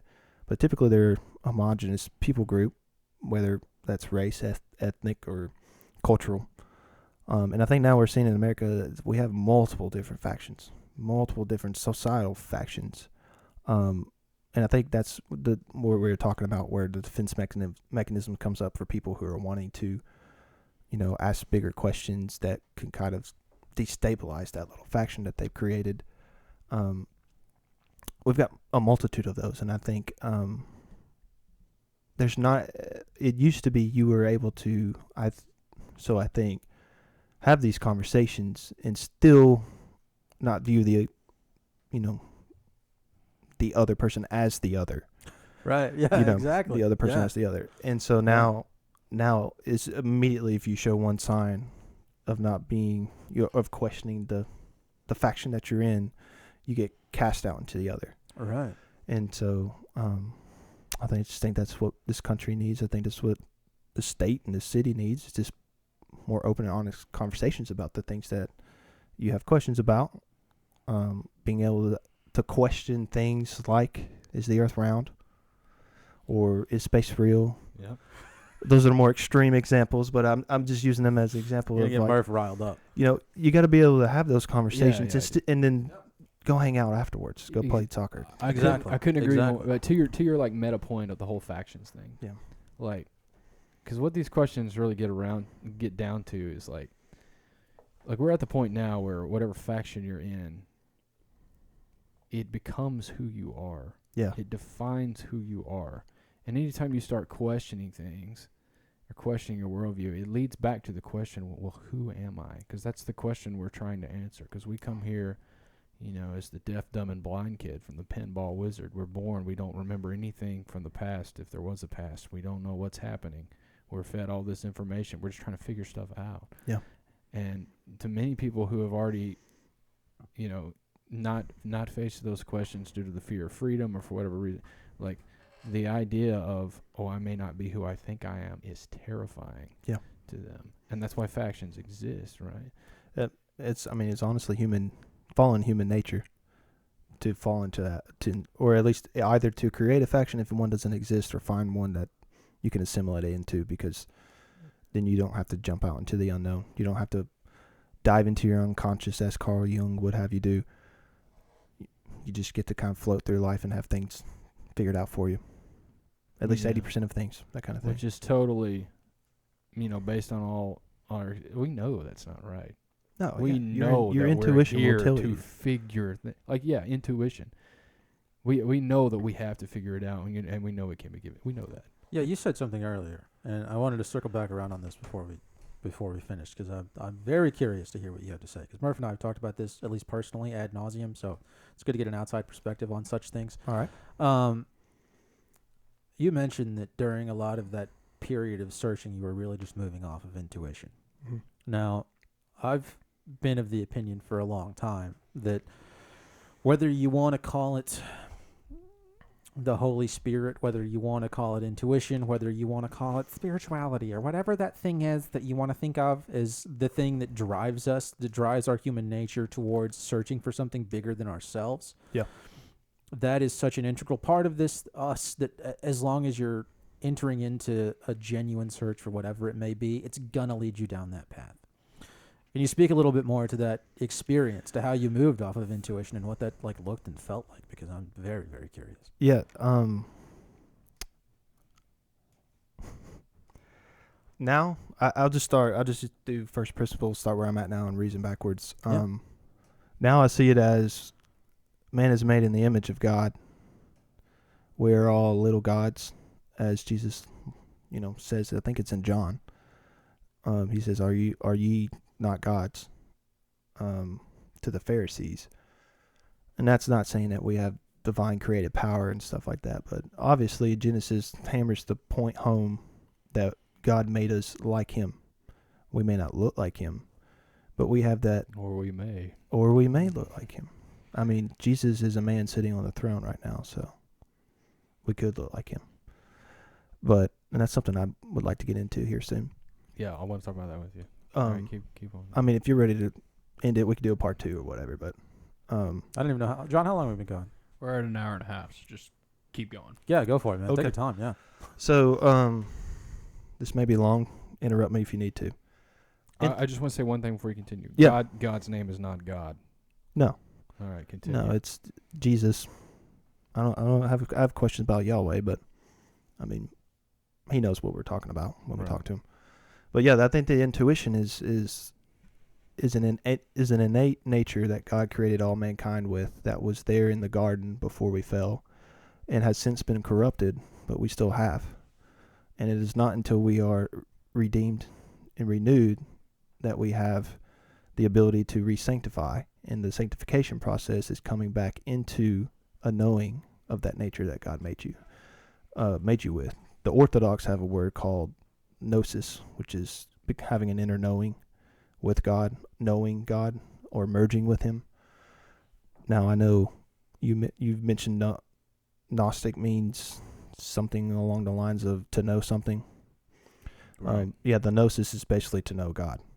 And that sounds like a simple term out the gate. It's like, yeah, we've heard that our whole life.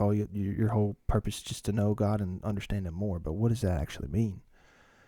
From my experience, I believe the re-sanctification process, which is guided by the Holy Spirit, is coming back into that knowing of what God truly made you for.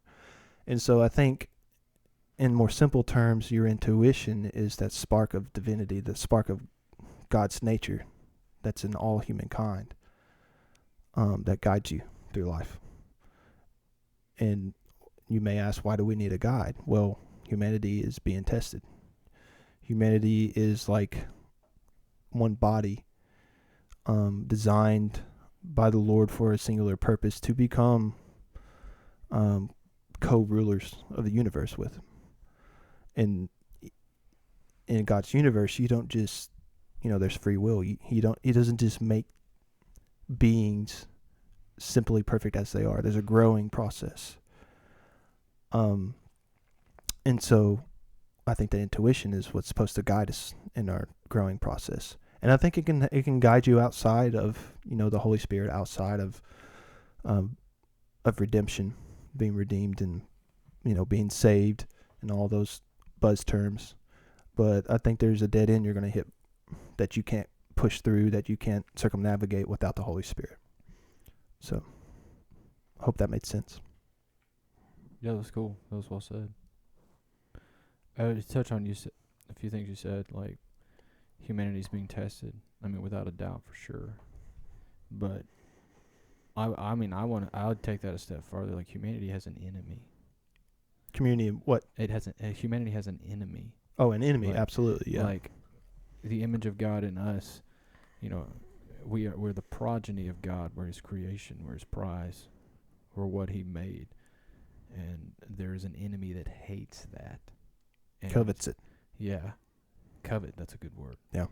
And will do anything that they can to destroy that. And that's what the story of the Bible is to me. And everything that we see, and I think you can attribute the problem of suffering even to that, is because of that. Yeah.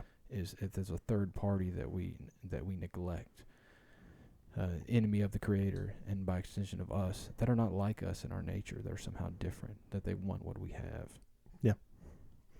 Well, I mean, you go through all mythology, but it's a prevalent narrative within Greek mythology of how the gods envy our mortality, humanity's mortality, and how that everything we do has ultimate meaning, has a finality to it.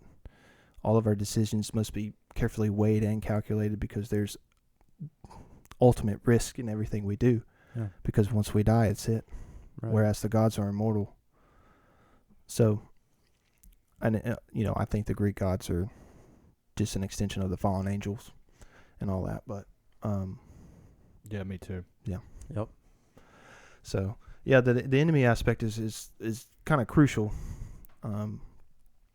because that is the sole reason why our testing and our maturation process is as inundated with suffering, and is almost a requirement for us. Suffering has almost become a requirement for our testing now, because of what the enemy did in the garden, causing us to fall away. It has an ethereal aspect to it as well. The falling away is not something that's just a metaphor. I literally believe humanity had to be separated from the Lord to save humanity, to keep them from being burnt by the All right. your face is I just insane. want you to expound on that. I'm very interested now. Oh, that face. I got very interested very quickly.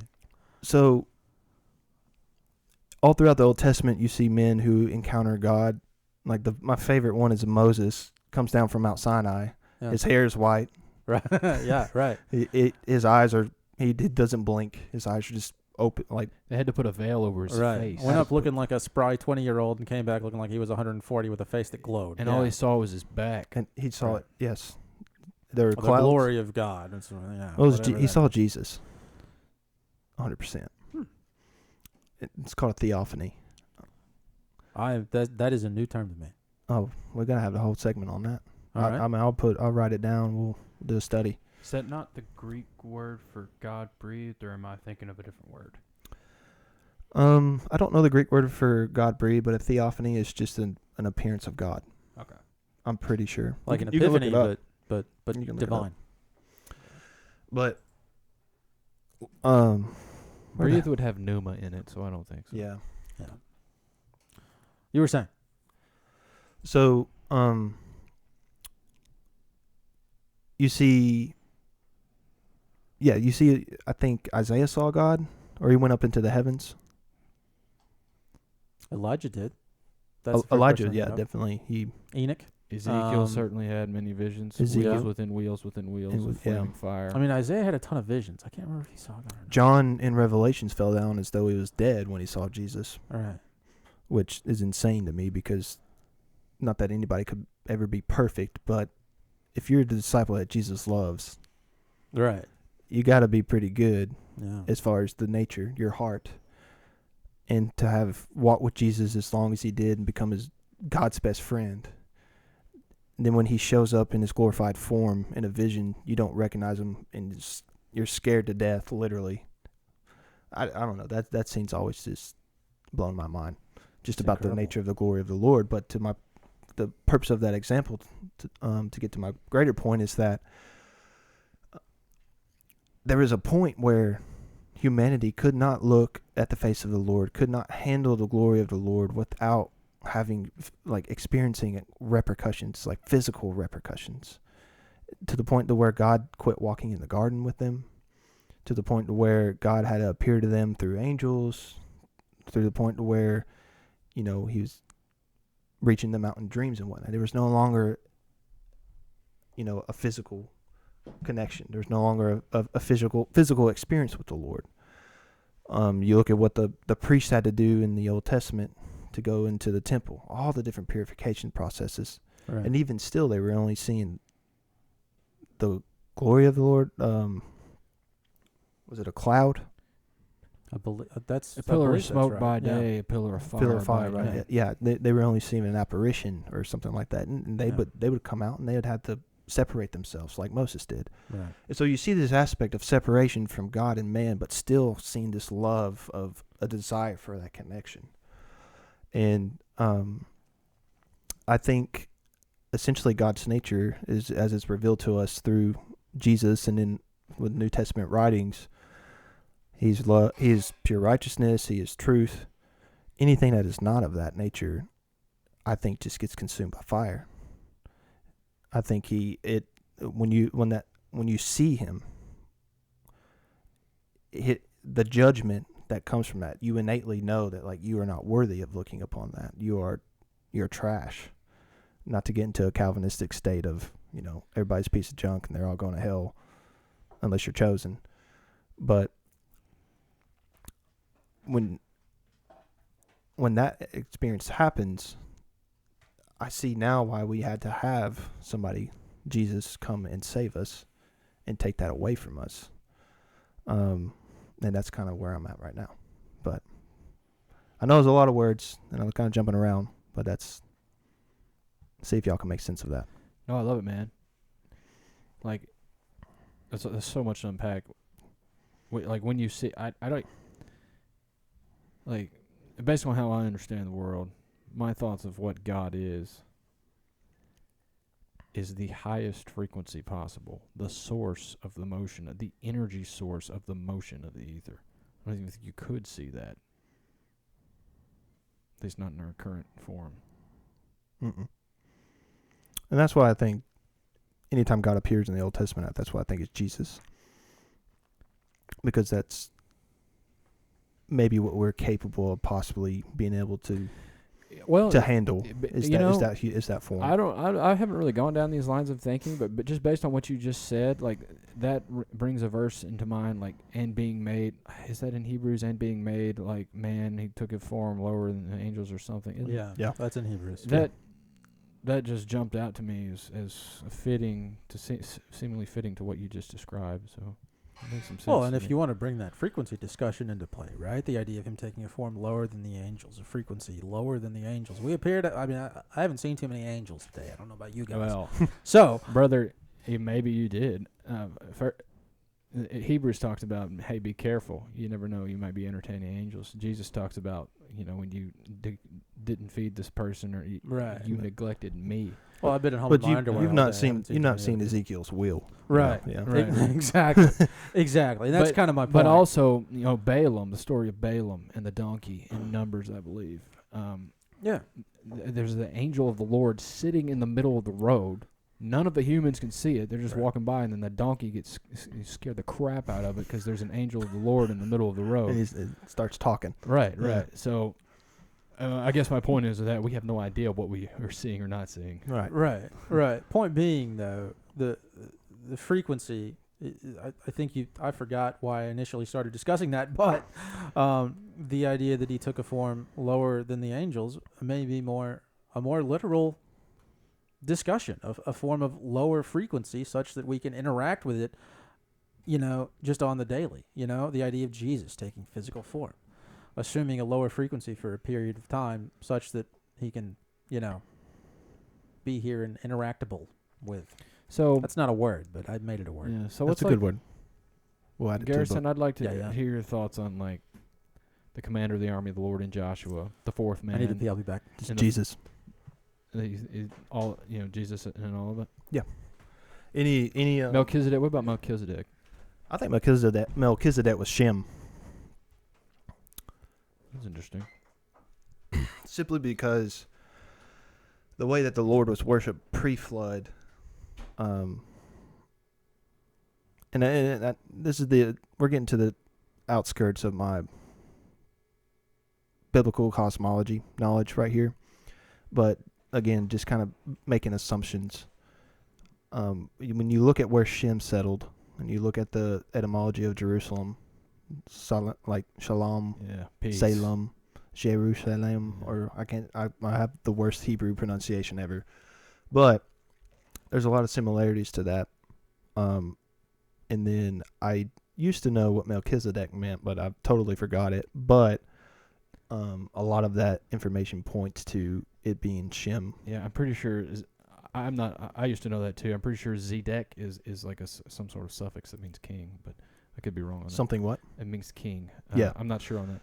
Yeah, and when you look at humanity, how it was set up by God before the flood, the line of Adam was basically prophet, priest, and king. And then you see that after the flood kind of disappear, the promises made to Abraham, and then that's divided into 3 different jobs. For the Israelites, you have a prophet who's not an authority, government authority figure whatsoever. You have a king. It started out as a judge, but then ultimately became a king. And then the priests, were just there. That was their job. They were in the temple. So there was no one man who was doing all of those. But when you look at Melchizedek and how he's briefly described, he's doing all 3 of those. And he's exhibiting, I guess, would that be antediluvian before the flood? No, Melchizedek was after the flood, in the time of Abraham. Right. But like the word for before the flood. Oh yeah, antediluvian does mean before the flood. Before the flood, yeah. That would be antediluvian worship or antediluvian. I should have moved for you. I'm so sorry. I'm just glad you didn't knock the whole apparatus. Body position, yeah. That would have been an edit right there. Had to get up and pee. Sorry. Good little Google short or YouTube short. We're talking about Melchizedek. Yeah. But But Garrison's bringing an interesting idea of 3 into 1. the listen. Good grief. But the lineage of Adam goes all the way down through Noah into his 3 sons. Shem was the most righteous among all of them. Japheth was the strongest among all of them, and then Ham was cursed. So it makes sense that Japheth was designed to go and conquer the earth, subdue it, which is a promise that was given to Adam. Be fruitful, multiply, and have dominion over the earth. And then Shem was basically, since he was the most righteous, he was designed, or his role was to carry on that tradition or that rite of worship into the new into the I new even world. say bloodline? It is a bloodline. Yeah, definitely a bloodline. I mean, there's a physical aspect to that as well, but I think God's primary focus was the worship and not for his sake, but for humanity's sake. The worship was the only way that they had a connection with the Lord. Now, to go back to my previous ramble about the separation of humanity and God and why that had to happen, it was more so for humanity to have a period of sanctification, to be purified by the Lord. And you see Melchizedek exhibit all of those roles and then just disappear after that. And so I feel like, I don't have very good evidence. I don't have a very good sound argument for it, but I just feel like Shem is probably the leading candidate for me to be Melchizedek. Oh, that's an interesting thought. I've never heard of it. Does it say how old Shem was when he died? I know it says how old Noah was when he died, but I don't even know about his sons. But Probably does somewhere, right? I don't know. I really need to, and that's just another thing. Like, life is so crazy and hectic and like fight or flight all the time that we don't even have time to actually go back and read the Bible. Yeah. Like, I'm so bad about it. I am too. And then like I was saying, I mean, it just, you get the meta narrative, you have that memorized, but then all the specifics just go out the window unless you're reading it. They do, and it's hard to approach it too with a fresh mind, especially if you were handed all of this stuff. Most people are handed if you grow up spiritual or religious or anything like that, and so sitting down and giving it an honest read without it being colored by all of the nonsense, all of Yep. the bullshit that we were all inundated with as children and young adults is immensely difficult. If not- immensely. It's so hard because it wasn't written in English, dude. It's in Hebrew. Right. We Yeah. don't That speak too. Hebrew. Yeah. Well, we don't even have the original Hebrew language. Yeah. We just have recreation, Yeah. one Right. dude's attempted recreation of Yeah. fragments of the language that we have. So it's so hard to not. I think it's impossible for the enemy to kill the message. Definitely. But I definitely think he can do his best and has done a lot to make it harder. Yeah. Yeah. Well, I think just the that- word. So just Go ahead. the very first letter of the Bible, the Hebrew word be bait. All right, that word's can mean like 4 different things. It means house. It means inside. It's a letter that means be. It's crazy, dude. Like every Are we every sure it means anything? I mean, what the hell? no every letter. My point is like letters can mean sentences in Hebrew. It's so Right. hard to understand. There's no vowels. Right. Right. it was a Yeah. deeper language. Yeah, dude. It's mega complicated. Wow. It makes me hate English. Oh, dude, don't even get me started on English. It just, we have to say so many words to get our point across. English is a trap. Yeah. I mean, I think it's may not be the exact same language, but I think it's it's got this similar grammatical setup of the Babylonian language during the Tower of Babel era. Dude, it's the language of commerce. I think it's the language of the devil, man. I think it's how. I could see I that. think that's how. It's not dramatic at all. No, I'm serious. I think that's how he perpetuates the trick is through us speaking our intentions in the English languages. Like, So And that it's- like, goes the same for like all Latin-based languages.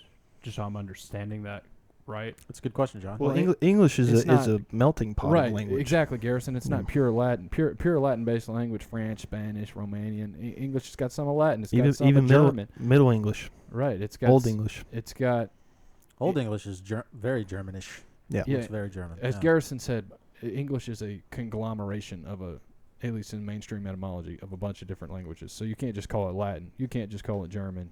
It is a Latin-based language. I will grant that, but Not in it the is- same way it that is- Spanish it- and French are. right, and it's evolving into something entirely different, where it's taking bits Yeah, and you know, pieces plus- from all sorts of languages. Plus, in English, all right, the days of the week and the months are all pagan gods. So I mean, I agree. yeah, Sunday, Moon's Day, right. Odin's Day for Wednesday. that's my favorite. Thor's Day, Yeah, I say Thor's Day a lot. Thursday. That's great. Freya's Day. yeah. They're Saturn's Norse Day. gods, which have Greek equivalents. Right. Yeah. Right. And of course, they've thrown in the 2 extra months with Augustus and Julius Caesar.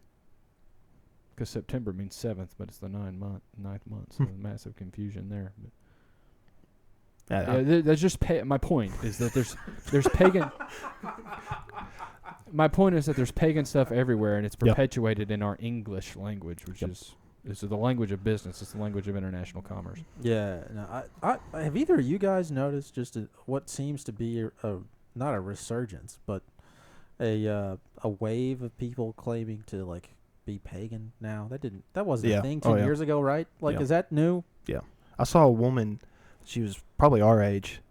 Was married to a man who was obviously a Viking LARPer, and she had half of her face tattooed in pagan runes. That's some commitment right there. And and she didn't know what the pagan runes were, because half of them were Celtic, half of them were Norse, half of them were Frisian. Like, those runes are very different and have very different meanings in those original pagan religions, and she still doesn't know what's going on. So I think a lot of them are just LARPers, but Yeah, but I do that. I don't want to mess with any of that crap. I don't want to take the chance, dude. That No, kinda it seems stuff- terrifying. Yeah.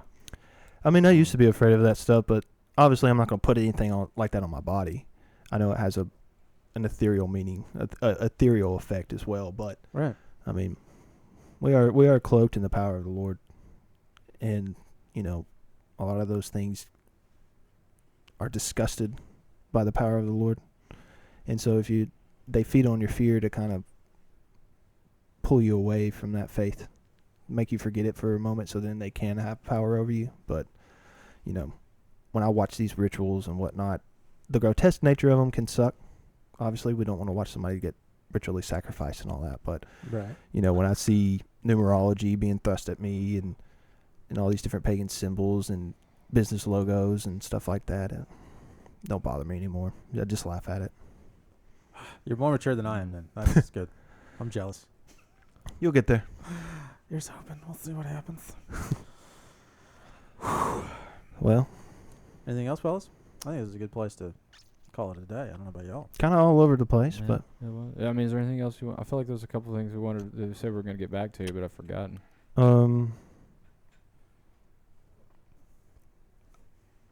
So I mean I was curious about y'all's reason. Maybe we can end on this. I don't know if this is necessarily a topic that's good to end on, but why did Jesus have to die? I have never come up with a great... Honestly, I've never come up with a great explanation for that. Another representation of my lack of maturity as a human being, if we want to go down that road. But, yeah, I can't... you get canned answers for that all the time, right? It's the purest sacrifice for everybody's sins, or what have you. My best thought process for that whole conundrum, right? Because the problem is, okay, if God had a son, right? God's son is Jesus. Why would he want his son, Jesus, to go through this absolutely horrifying, miserable, gut-wrenching experience? Because that doesn't make any sense, right? That's a big part of that conundrum. Yep. Honestly, me, personally, I have absolutely no clue. The only explanation I have is I don't understand. That's all I have. Right. I don't know. Fair. I appreciate your honesty. I'm similar to Carson. Like, I'd say there's got to be some truth into the pure sacrifice thing. Because, I mean, he was that. But also, like, to not be able to extrapolate that farther, which I can't really, That's the issue. is definitely a failure in many different aspects of both myself and others. So, long story short, I don't know. But to add a little more to that, what I do know and what I'm 100% confident in is that the world hates that idea, hates it, attacks it all day, every day. Which idea is And that Jesus, the Son of God, died and rose again. And by the world has its roots in the enemy of the Creator. So what I do know is that I believe that it's true because of that. Because what I see and what I know is bad and evil through intuition hates that idea. Yeah. That noticing that hatred for God and Christianity in general, but especially the resurrection, was one of the main attracting reasons why I was leaning in that direction of, like, there's got to be something to this. Me too, man. Because if you throw the occult knowledge, like when you discover the occult and how ruling classes have practiced it in one form or fashion for all of history, and how it's literally rooted in anti-life, it just I think it's a necessary inference to realize that there's a light side to all that. Now, you could go down 100 different paths besides Christianity to try to figure that out, but I think all paths lead to Christianity. Me too. It leads to Jesus. That's why I'm a Christian and believe it, is Right. because, not that I necessarily have a logical reason, but because of the hatred for it. Right. By what I know and experience as bad and evil, and have seen, like, the consequences of that in my own life. Well, that's where I was, obviously I had a spiritual experience as well that influenced that decisions, but that coupled with it, basically, that's what thrust me into being in a position where I could call on the Lord, but then I still had that annoying persistence where I got to figure all this out, you know. And that's what led me into studying the early church history. And what I'm about to say, I'm not saying I know for sure this is exactly it. I have a good reason to think so. But when you look at the early church and the church fathers and what they believed was the reason why Jesus died, and now looking at it, they knew this because they were taught by the apostles, who were basically little mini versions of Jesus. They had witnessed everything. They professed it into all the way until grotesque deaths. And then that resonated all the way down through the lineage of the church into the early church fathers way before the Bible. You know, we just kind of gloss over 300 years of history, but that's a long time. And we still have a lot of writings over them from that period. But long story short, John, could you pull up 1 Peter, either chapter 2 or 3? I literally read this verse like once a week, and I forget the exact verse. That's some commitment. Once a week. Do what? That's pretty often. Well, it's just I have obsessive tendency, so and I love this verse. It's amazing. So 1 Peter chapter. Type in just actually 1 Peter and then type in preached gospel in hell or Hades.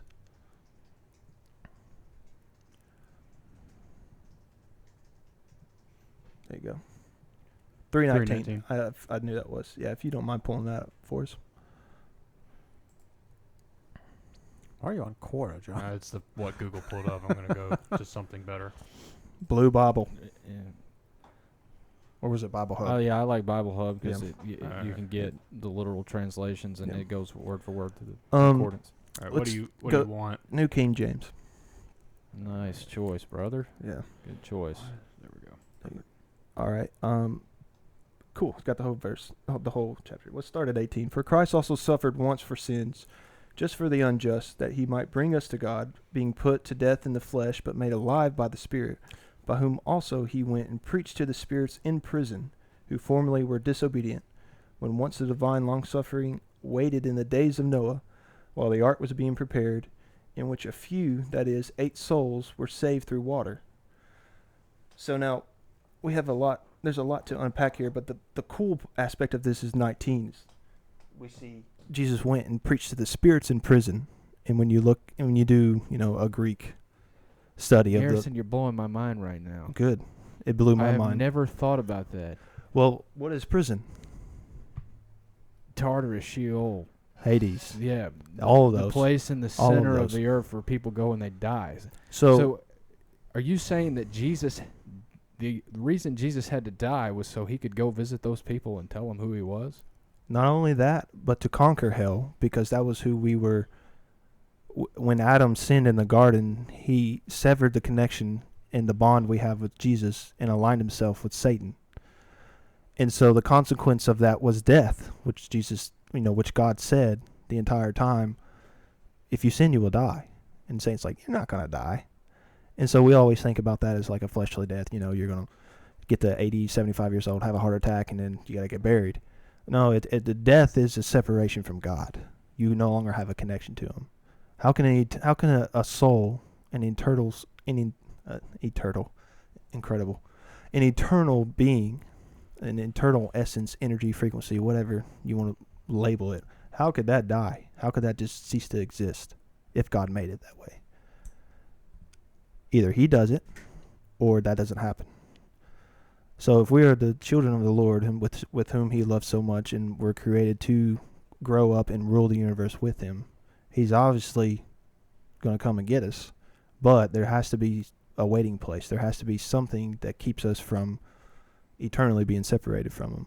And so he allowed us to be bonded and basically have our allegiance be given to Satan. And so Satan rules over the realm of Hades, but not only Hades, earth. Right. Oh, I completely agree with Right. that. Like in my understanding of cosmology, this is making a lot of sense too, because what we call God, or who we call God, the creator, the source of all energy, is at the tippy top above the center. Seventh heaven. Yeah, Yeah. right. A gigantic torus field, and the source of all the motion and everything is in the center of the very top. I couldn't agree more. Like, however far above the North Pole is probably like 330,000 miles. But anyway, but it's impossible to know. So what would be the opposite separation of that? Like completely down, Completely down. 180 degrees down the center. So would when be separation from God in a place where everything goes to die. absolutely, and that's Earth is included in that. I think Earth was a buffer created between that ultimate down. It's the middle, dude. It's the middle. It's the block domain wall. It's Middle Earth. Adam's sin in the garden had an ethereal effect not only on humanity but all of the universe. So if this were a an book, infinite it'd be Purgatorio. Is that what y'all are telling me?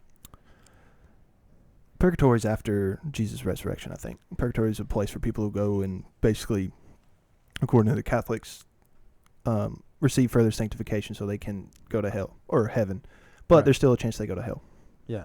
But we're talking about just straight up Hades. I want to, Garrison. I want to bring something to your attention. Like, so there was this thing in Russia they did in like the 1990s. Yeah. They tried to dig a hole. I heard. Right. Yeah. It's in the Kola Peninsula. It's in the far like northwest region of Russia on the other side of Finland.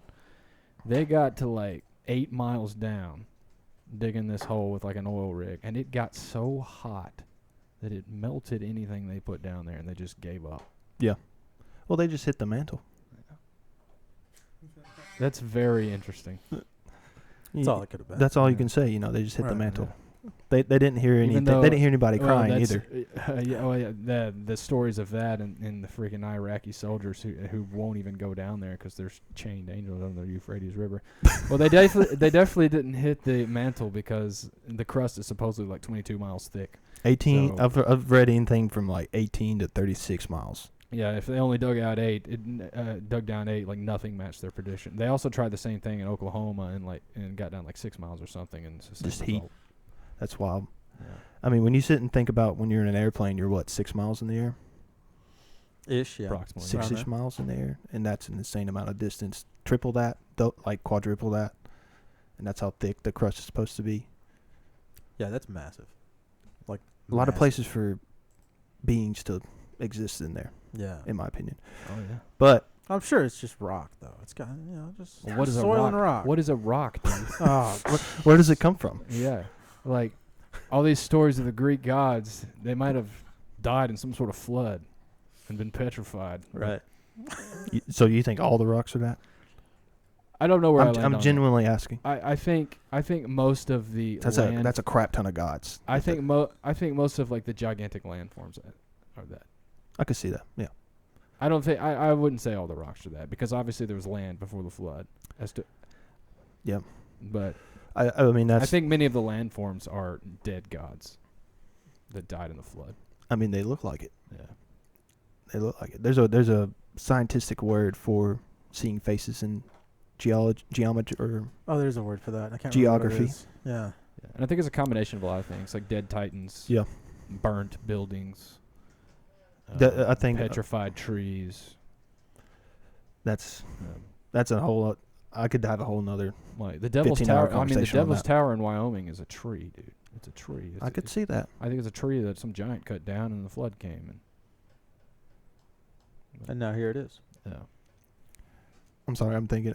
I've gone down that rabbit trail hole as well, and I'm trying to figure out what I concluded. I think it's a tree too, because I'm pretty sure they did some type of scan, and it saw it had roots that went like.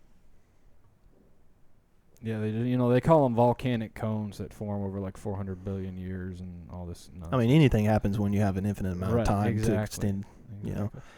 But anyways, back to that verse. So Adam's sin affected all of the universe. There had to be a separation between creation and God. And so when the flesh perishes, which was the flesh was given to us by the Lord whenever he says he stitched them together, a skin suit out of lambskin and fig leaves or something like that. I definitely know it was some sort of fig leaves. I'm not sure about the skin, but probably. It's been a long It time. specifically discusses animal skins. Yeah. Yeah. I think that's in reference to basically giving us the form that we're in now. Ooh, really? Yeah. That's what really. Yeah, I forget where I read about it. That's a new concept. I've to just me. always I've just kept it inside. I forget Yeah. the specifics. I need to look back into it. But anyways, to get to the main point, Satan has humanity captive. So when Adam died, he goes to Hades. Abraham dies, goes to Hades. Every human who ever existed before Jesus came went to Hades, was in prison. So all of humanity for all of time will be held captive. However, when Jesus comes to the earth, he knows he will die.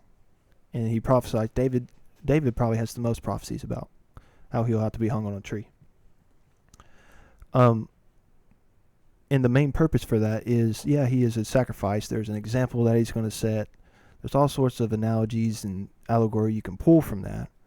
But the literal purpose for that, the way I see it, and the way the early church fathers saw it, St. Cyril has a lot of writings about this. St. Ignatius, John Damascus, if you want to go for references. These are all just early church saints whose writings that influenced the canon of the Bible as well, as a side note. So, I mean, I think they were legitimate church fathers, had spiritual inspiration. Sure. On top of the fact that they were very close to the apostolic lineage and the teachings that the apostles passed down that were not in the writings of the Bible. But as we see, it's still referenced. Peter references it. I think Paul references it a couple times. Jesus himself references this when he's talking about, I think it's Peter's confession, it's like the gates of Hades will not prevail. And then in Revelations, he comes out with the keys. Well, what ends up happening is his death is a bait and switch. He basically convinces Satan that when he kills God, because God is taking the form of a human, he is now under, the legal binding of Satan's contract with humanity that he has to serve Satan. So therefore, Satan will usurp him and become God because he has killed God and taken control of him.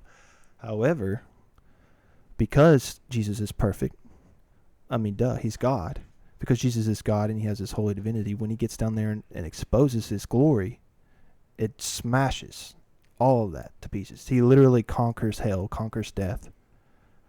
There's no way for it. Sure, his flesh may have died, but there's no way for his soul to be held captive for all of eternity because he is God and he's perfect. And there's that evil, that basically the sin nature that he did not have is at its utmost power down there in Hades, and it repulses.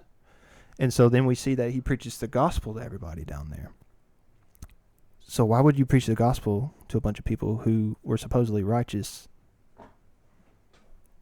Sure, there's going to be a bunch of evil people down there, but Adam's down there, Moses down there, Abraham's down there, David's down there. Like, these are great people. And, David's a man after God's own heart. So he went down there to preach the gospel, and then after that, came back and ascended to the throne of God as a man. And that ascension is what places humanity on the mantle of rulership over the universe.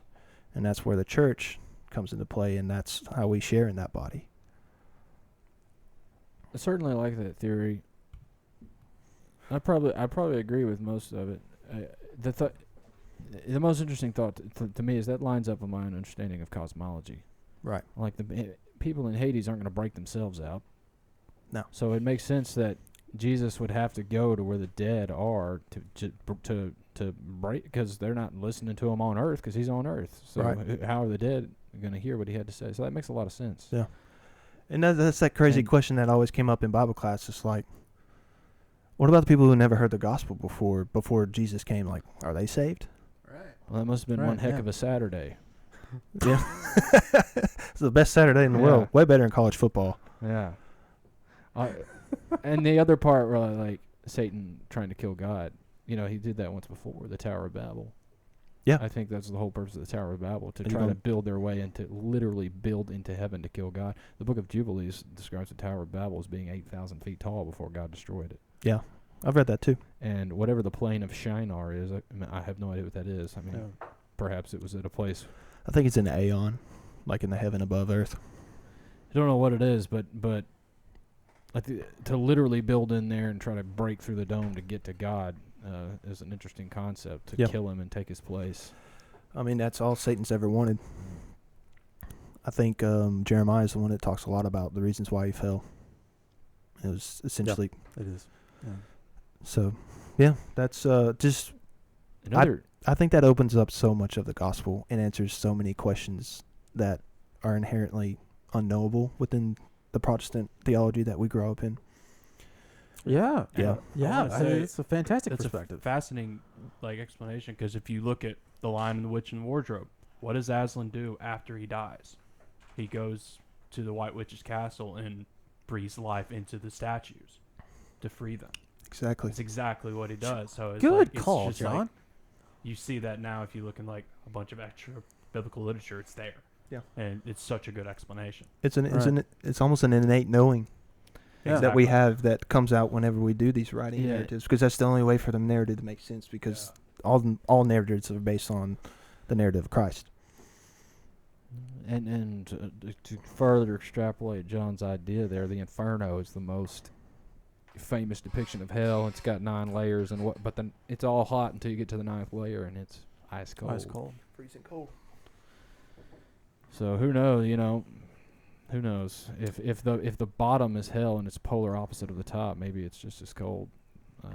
But I don't know. It's a fascinating idea. It's a fascinating idea, and I like the literalism of it for sure. That's the most cohesive explanation of that I've ever heard in my life.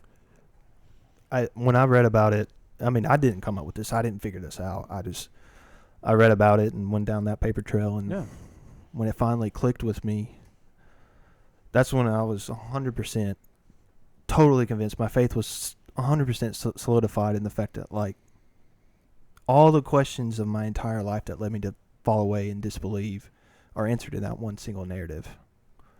It's like God's children were stolen from him, and he did exactly what was required of him to go and rescue them back.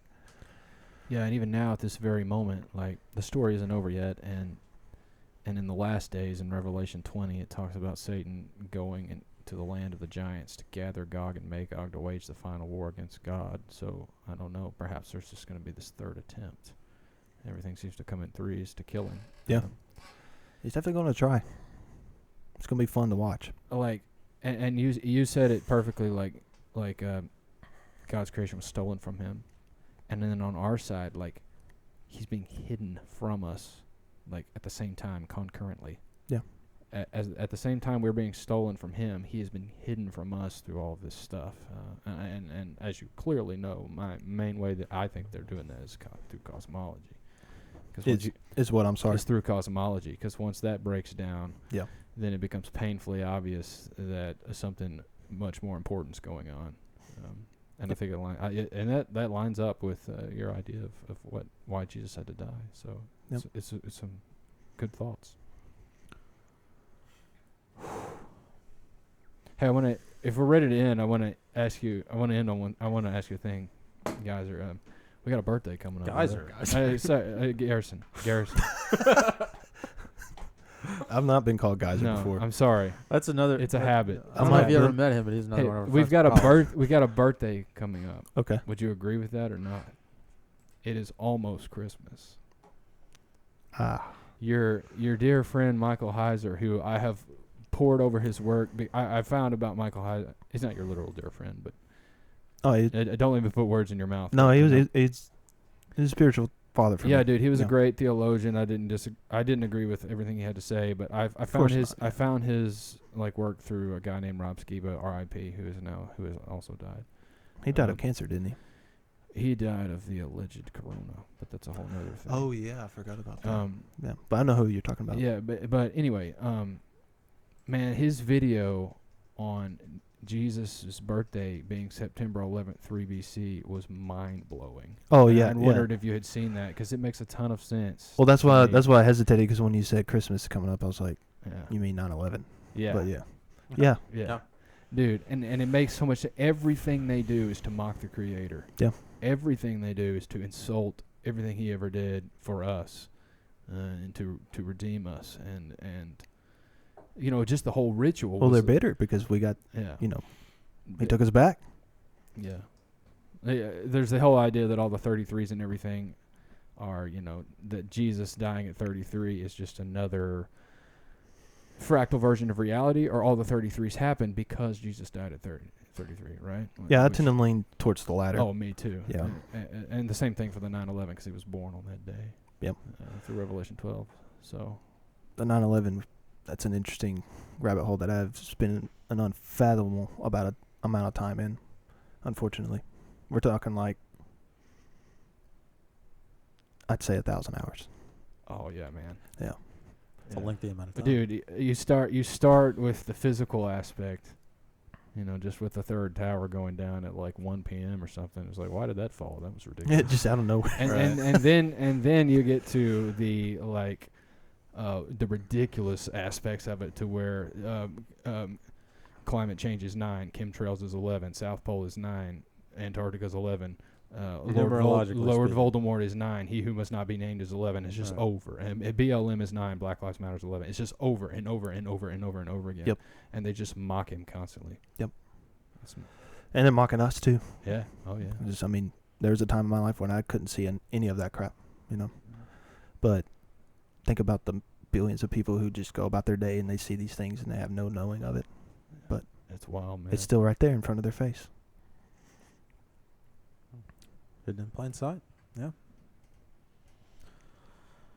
Oh, I appreciate y'all having me on. Dude, yeah, this is a ton thanks of for fun, doing man. this. It's an honor to be on here. This has been amazing. It's my first time ever doing anything like this, so I forgive my rambles and. No, they were fantastic. Spacing Hopefully, it this was up. a good experience. For Oh, it was. You're yeah. great. We'd We love gotta to have you back. Yeah, and your story was Yeah. awesome, dude. Your Yeah. testimony. Well, I appreciate y'all. And Many, many people need to hear that. That's an incredibly powerful story. well, Like, thank you. I don't know if you realize how powerful of a story that is. I don't.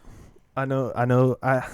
It's one of those things you just can't put in words, as cliche as that is. But it's just, I can feel it because it happened to me, and I've watched my life literally 180 since then. Yeah. So I know it has a powerful effect on me. But Yeah.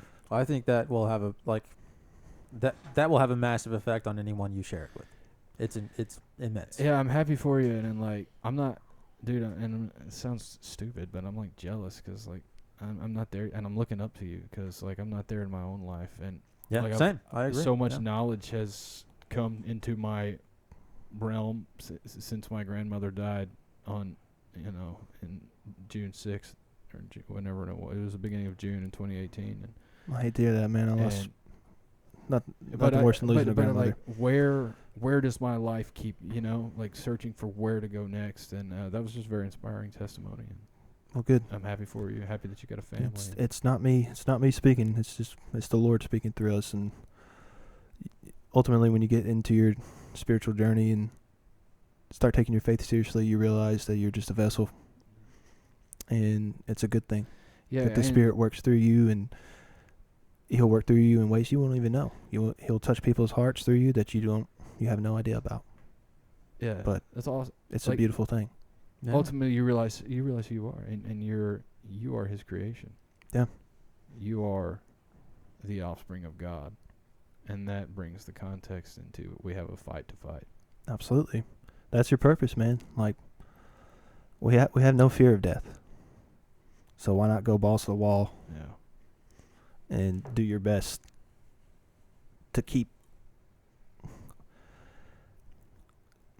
do your best to make sure that you take on as much suffering as possible and those around you don't, because they may fear death, Wow. and that suffering may cause them to turn against the Lord or to resent Him or something like that. That's just one of the many ways that I look at things now. It's like going forward is, I don't fear death. I fear the way I die. That could suck. But yeah, I could. but right. ultimately I shouldn't fear it. And now that that's out of the way, like, let's get it done, man. Let's spread the kingdom. Let's conquer more of what the demons are trying to reclaim, and let's touch hearts. They'll tell them all the truth. Don't hold anything back, and it's up to them at that point. To me, death will always have a certain, I don't know, call it fear or stigma, but what I know and I can truly say from everything that I am as a human being, it's not what they say it is. Yeah. It is not eternal oblivion. No. Our soul lives on. I don't think anybody actually thinks that. I really don't.